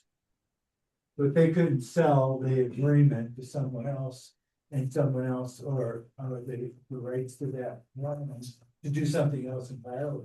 Oh, no, because it would be, no, that would, Runs with the property. yeah, it runs with the property. Okay. The approval, yeah. Okay, So the approval, the uses, the dates, et cetera, would run with the property. Yes, I just wanna make sure about that before, I'm signing anything with these additional provisions. Nate, are you in agreement for what our discussion is here? Yeah, I just want to mention the contract does have some assignment provisions. I want to be candid with the council. There are provisions that provide for assignment. But going to the mayor's point, there are also provisions that were built in by the town's prior council because this was very much a concern to her on termination of the agreement, the schedule, default provisions. I think that if there is an issue, we would the contract provisions provide for those dispute resolution processes, and Mr. Gordon can craft some language clarifying what's sort of that the developer is assuming the risk that maybe no approval is granted. I think that would be something we seriously consider and go from there. So. Fair enough. Okay, well, thanks for answering my question. Well, I'll make a motion. I just add one thing, I Oh, please apologize. do. If you do, there were a couple of dates that were changed in Exhibit D, and I think, I would just request that you allow us to work with the applicant on those, because I think some of the dates, they didn't quite go out as far, I think, as they intended they do. But some of them did match, they might have shorted themselves a little. We just want to match those up, if that's okay. To make the dates consistent Just to make them internally consistent. to the. Are they all supposed? Is it a? They're all roughly 6 months out. I think one was for, well, Nate, I don't know if you can answer this specifically, but for infrastructure, I think you have completion and June 30th of 2027 is the date you put in, but I think the prior date was December 31st of 27. So you would have shortened it. I don't think that was intentional, if I'm reading this correctly. So we. No, Fix those there's in the- nothing like a little, yeah. So we just want to just correct those if that's okay. Work with them. Okay, consistent, internally consistent, yeah. Let's see if I can pull this motion off. Yeah, sorry, but they don't write. So, I move that we approve the amendments contingent upon number one, lining up the dates. And as a condition proceeding to any signature, that there be added additional language regarding the vertical construction, that it is the developer and not the town that assumes any and all risks of project approval, and that language has got to be satisfactory to the town's attorney. And that as part of that, if in fact the condition proceeding is met, that the mayor then has the authority to sign the agreement. I got that right. I'm an engineer, I couldn't. So hold on. Yeah, Jonathan, I just, Or I would let's- just ask, let's maybe keep this one, straight. yeah, one clarification of that language. You're basically saying the developer assumes all risk and understands that he's investing money without prior approval, and that there is a possibility that he may not be able to get secondary access. And in that scenario, he will not be able to go vertical with his project, and he assumes all that risk. So incorporated into my motion. There you go. I won't try to repeat that. Can I just ask a quick question here? Is time of the essence? Is approving this at the next town council meeting not sufficient so we can actually see the language? Or do we need to approve it in the manner Jonathan just described? They have asked us to expedite this, I will just say that, as soon as. We've already quick as lost possible. 5 months. Yeah, So Jonathan, do you mind being the person who's going to review this language before Ralph actually signs it? I'd be delighted. I'd be happy. Okay. to work on it. Thank you for that. Then I second your motion, sir. You just got a second from Don. Oh, was it, okay, so Jonathan, And I seconded, no, Brian seconded. Jonathan first, Brian second. Okay, Carol, Yes. Tanya, Yes. Peter, No. Brian, Yes. Jonathan, Yes. Carrie's. Nate, I'll reach out with some language. I'll work on that tomorrow. Thank you for your help, Council, Mayor, Mr. Eddington, and Mr. Gordon. It's a pleasure seeing you all again, or some of you for the first time. So, Yeah, thanks, Nate. All right. Moving on, we do have a couple of other things, but I think the next two things are in your belly with. Yeah, so just very, very briefly, we're not gonna go over because it's late. This is a legislative update. I think what I'm gonna do is just focus on actual immediate things that we need to do based on what happened in the state legislature this year. So I created a presentation. I'm gonna go to slide 3 on that. So immediately, the things that we need to do based on past legislation is we have to post our land use code and fee schedule online. I think we've already done that, so I think we're in compliance there. There is a requirement that we start a planning commission update because the law changed on that. I'll be working on that, and I'll be working with the mayor to get that onto the agenda. We have to designate a data privacy roles and process. And so that's something that I'll have to work on with Maria, and we'll have to get that on the agenda. Corbin, we've already done that. We're in compliance. Oh, we're compliant. Never mind, we're rocking and rolling. Well, we might want an AI policy. Yes, we've We talked about don't that. have one in town yet. And so I want to keep it simple, don't want to have anything extravagant, but we probably should aim for keywords. Yeah, and I've got. a proposal on Solidify that. our approach to The AI. keeping to standard on it. Yeah, very Okay. good. And I've got some proposed language on it. Okay. We need to also update our political sign enforcement. They passed a new code that is kind of weird where you have to take the signs if they're not compliant and keep them and different things. I'll propose an ordinance that we'll need to adopt to get that into our code. That's all things we need to do immediately. By October 1st, we need to post land use application checklists. I'm not sure if we have those, but we have to have those posted online. So we'll have to work through all of that. We need to review the accessory dwelling unit applicability. That is a requirement by October 1st. So I'll look at that, and then we need to finalize our planning commission ethics reviews with training material, and that's part of the ordinance, so hideout U and the thing that you were talking about. I've got that proposed. By January 1st, we've got to update our WUI map using state exposure scores. And weren't we working on that? You guys started the WUI process? so we've got the ordinance into place. Okay, and this is saying that we have to update our map based on, Okay. and that's a big deal. Because wherever you draw that line, and do you guys know what WUI is? It's the. Oh, we know. Yeah, we know that. And so, I think that could be handled, to a large extent by our wildfire committee, so. Yeah. We need to work with them because they're totally on the How, case. how, is there any requirement for granularity of the map? I don't know, I need to look at the specifics. That would be Just the- kind of- Yeah, so we'll pull that and look, but you've got to update it, and that is an impact. If you're in WUI, your rates go up, and so it's a big deal. And I think we are. Yeah, probably the whole town, right? Yeah. Oh, yeah, the whole thing. So we also need to align vegetation rules with defensible space obligations. And we need to confirm building/fire review workflow, and I need to look at specifically what that is. And Well, then, I know I talked to, Lauren, I think it was this morning. And, she's kind of chair of the wildfire committee. They are going to plan, she's talked to the University of, not Utah, but one of the other universities.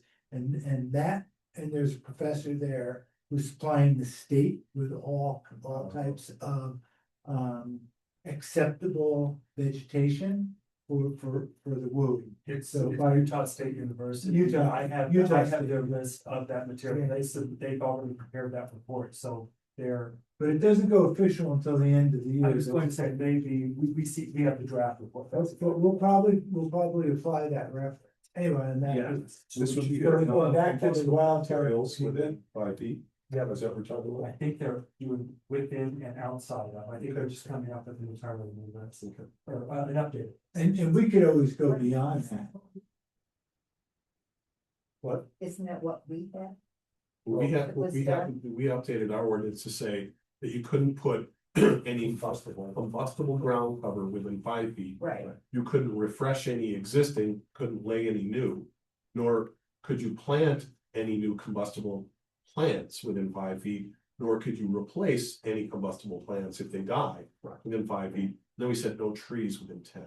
So I think we're all over that. And this guideline though tells you what you can do, what plants what- you can use. Yeah, what are That's the the next ones step. that you can use or you These are should? the non-combustible plants. Yeah, so having. That's the list we have, we already have. Well, the this. wildfire committee published the list, yes. We do, and we do have a list, there's published a list, we have a list of recommended plants that are fire wise for our area. I think what USU is doing is they've got a great landscape architecture program, they're just consolidating it, updating it, making it easier to understand, perfect. Making the state standard. So that's, again, that's what I'm saying. So- We absolutely have to start from the state standard. So do we have, shouldn't we update? Not just our landscaping ordinance, but. We have to come up with a process for when new homes are constructed. That we somehow approve their landscaping plan, because it now has to comply with the movie, right? And do we want to inspect that? Make sure it complies, I mean, we do building inspections, right? Do we want to start doing landscaping inspections? We probably have to Probably because, should, right? and I talked to you, I think we were communicating on exactly this.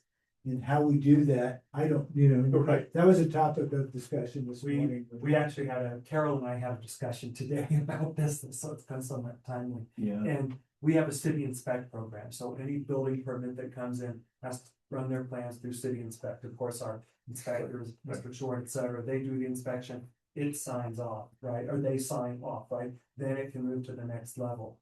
We're going to meet early next week, Carol and I, and figure out how to get it so that maybe Carol and I share the responsibility of reviewing landscape plans, send those through city inspect. So they meet our ordinance, so they meet WUI, and then we can check it off, because otherwise. If a building inspector is reviewing, they're probably not looking at the landscaping nearly as much, that's in our code, our zoning code, and so we're looking to, put that in. Now, the one issue with that is. We typically issue a certificate of occupancy before the landscaping is finished. Right, so people can move, I mean, I see that everywhere. It's true in my house. So. if we're gonna continue to do that, which allows the owners to move in. What do we do if the landscaping plan then fails inspection, right? So it's the. Or is this a violation? That's what. It's a violation, I guess, yeah. Wasatch Fire Department would recommend that we not issue, COs, of course, before. Well, yeah, they have but I think- landscape plan. But I don't think when that's. things are getting done in winter, et cetera, we Right. kind of have to make the allowance in this environment, right? So I think it is a fine. Yeah, okay. And just one other thing from past experience, we do not want to take on the liability of inspecting when we're doing like a master plan development or something where the developer is required to put in all of the landscaping. All we want to do is go and say, this is compliant with WUI.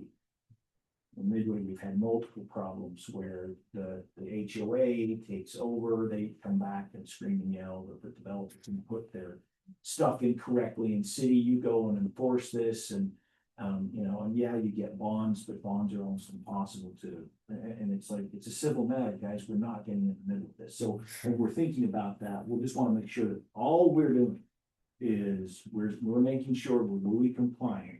We're not coming in and counting the blades of grass and saying, oh, yes, the developer, that's between the HOA. That makes sense. Yeah, that's sense. Yeah. Hey, Corbin, I would agree with you. We don't want to play policeman, but I do think it might be a good idea to require the HOAs to submit a certification that if they change their landscaping requirements, they're certifying it satisfies WUI. And I'm not sure if we have that in place today. Oh, we don't, that's a good, we could, yeah, that's a good suggestion. We could look at that as we put this in place. I think that's great. Yep, I think we should add that. Okay, very good. Rock instead of. So in the interest of time, in your packet, there is a PowerPoint presentation that has specifics on each one of the things I just talked about, citations to each one of the bills that got approved. So read through that. If you've got any questions, just simply reach out. I'm more than happy to clarify or pursue anything else. But we don't need to go through. It will be uploaded. It will be uploaded. It's on my, Oh, it needs to be sorry. uploaded. Okay, sorry, so still, we you're fine. will upload it, so it's just a PowerPoint presentation. I didn't see it. Just, yeah, Yeah. so FYI, if there's things, but that was the checklist of things that we need to do, and I'll be tracking that, and in our meetings, we'll be getting those things on the agenda. Okay? Anything else on the, Not on the legislative update, the last one is just and this will be 2 minutes on the Hideout U. I can't remember, did I circulate to you a proposed curriculum the last time we talked about this? No. Okay. I've got the curriculum. I will be sending that out to all of you. It goes through open meetings training, ethical, public records, land use, planning commission. You'll see municipal water, just water law generally, development agreements. So there, I've proposed like probably 13 or 14 different topics. If there are topics that you specifically want as you read through it and go, hey, I really want to know this, just kick it back to me. We'll get it on the agenda. And then once we have that set, I'll be working with the mayor and we can make some decisions on timeframes on when we want to do training. So watch for that to come through tomorrow. And then if you look at it and go, looks good, you don't need to respond, but if there's something you do want on there, let me know and we'll get it. Okay? Well, sounds good. Thank you, Corbin. Okay, we've got, how are we doing on time? We kind of talked about some of these items along the way, but planning commission, any updates on that? No major updates. We'll be discussing the opportunity for the next planning commission to really kind of delve into the general plan. Was there anything coming up on the calendar? I talked to Rachel earlier. The only item that we're asking to vote on is to confirm the reduction in setbacks for the fire station. So if the vote gets in place, we'll do that. That's really the only item. Thanks. It's that. Yeah, we've met several times, especially reviewing the two master plans that were presented today on stormwater and sewer. We've had some sort of ad hoc meetings about, especially about the lift station upgrade that we just approved, right? Justifying that. What else? Over 3 items again today. I think, yeah, I mean, that's the items we covered today. Mainly what we were working on this one. Yeah, we're looking forward to also hopefully resolving your 4 remaining issues. I think we got the contract with the company that's gonna do the soil testing. Oh, yes. And they said that drilling rig is available, I think, on the 25th of this month, so. They just want to coordinate with us before that. So that'll get going, so I think the DOR. Issue is the only thing that really remains holding us up, so. In fact, I think Jonathan and I probably should meet with Jackson and Glenn maybe to strategize how to do that. Because the DOR is dragging the people. That's it. Okay, EDC 10. So we're making progress on forming the new EDC. To date, we have 3 confirmed members. This week, I'll be talking to a 4th candidate who's interested in joining us. So looking forward to that conversation. Fair to say there is a learning curve here to understand the existing agreements in place and the prior discussions to date. Thanks to the talent of one particular member, we have a draft strategy in play that we'll be taking a look at. So I'm hopeful that within the upcoming month, I can sort of identify who the members of the EDC are, along with a copy of that strategy for everybody to take a look at. So that's where we are as of now. And Penny, can I just jump in on we talked about the issue of the non-disclosure agreement that was requested by someone who wanted to come in front of the EDC. I have done research on that. I will be proposing a policy and a standard non-disclosure agreement. We can do that. And so we'll talk about that and I'll be circulating that so you guys can. And that's the only. Thank you, thing- Corbin. And for the existing people that we've talked to, they have signed it. And for the new person I'll talk to in the upcoming week, then I would get that in place as well. Okay. So so the members are signing it, but there might be an NDA required Yeah. for a specific developer project. Yes. So you're working. That's what I'm putting in That's- place. Okay. Where if they feel like they've got something they want to protect, we'll give them our standard form and say, you sign it. That's good to know. Okay. Time bogey here, it's not forever. Right, yeah. Okay. Peter, I think my prior update is covered it all. okay. Carol, We have a meeting next week to discuss the grant that we received. So that's on Wednesday. okay, can you include me on that meeting? Actually, the person you want to talk to is Jan. Oh, She okay. said she has set up the Zoom meeting, so. Yeah. It is. Could we use that grant to help fund the cell B cell lane for the person? That's coming, it's already been, Already figured out. it's coming out of the money. I would touch that. Okay, all right. So Mike has already agreed. they've already agreed. We've agreed and, the fire department's agreed, so let's leave that one. And I think this is primarily for planning analysis and study this month, I think. Sorry. The TAP money. I Yeah, think it's that's primarily for yeah. planning. That's what's actually, what's the, Yeah, okay, it's so maybe planning. me for actually, okay, right, that's fine. And, anything else? And then the wildfire committee, speaking of grants, they're working on one with, Nancy O'Toole. And that would be for either partial or, a significant piece of the $2 million grant that could extend across multiple towns. But we would be at the center, we would be the centerpiece. There's so much going on with the wildfire committee. I'm not sure I could recount everything. Jonathan, do you want to add? Sure, there's 2 other items. The wildfire committee's been researching fire detection technologies, including a camera. They, as I understand, have submitted into the budget process funds to cover the camera and the service, which we think is very valuable because there'll be cameras on the other side in the Xtel looking this way. And then we'll have a camera looking that way. And so hopefully between the two, we'll be able to detect things very early.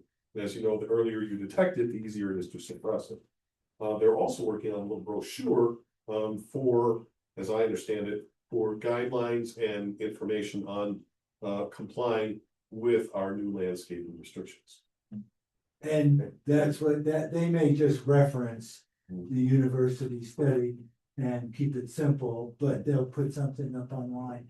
And the amount for the maintenance, RN, we've committed to, for the maintenance of one camera sounds like a lot, but that includes software maintenance, the dashboard. And monitoring. 27,000. And, but Xtel will, cameras, we still have a little bit of a hang up on where the camera's going to be placed. I suggested, well, they wanted to put it on the water tank, we couldn't get approval for that.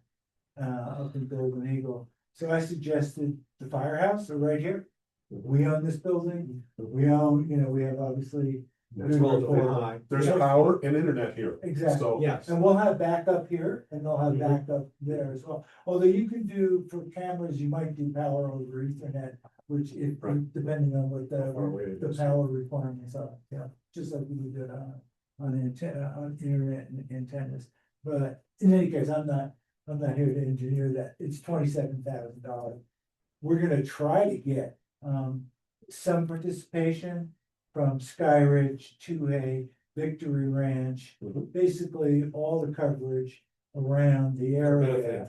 And I think Lawrence had some good reception about, from a couple of the other HOA. So maybe we defray some of it. We're gonna have to do it no matter what. We're stuck in that. we need, it's 3 cameras total. 3 cameras. They're thinking about a 4th. Okay. To cover the south end of the Jordan now. Oh, because it looks around. Yeah, so everything here, probably was up here. Yeah. Anyway, that's wildfire committee. Any questions on anything? So, given that, let's have a motion to adjourn. I so moved. We can all speak at once. Okay, all in favor? Aye. Aye. We're in opposition to that, so. Thanks, guys. Good to see you.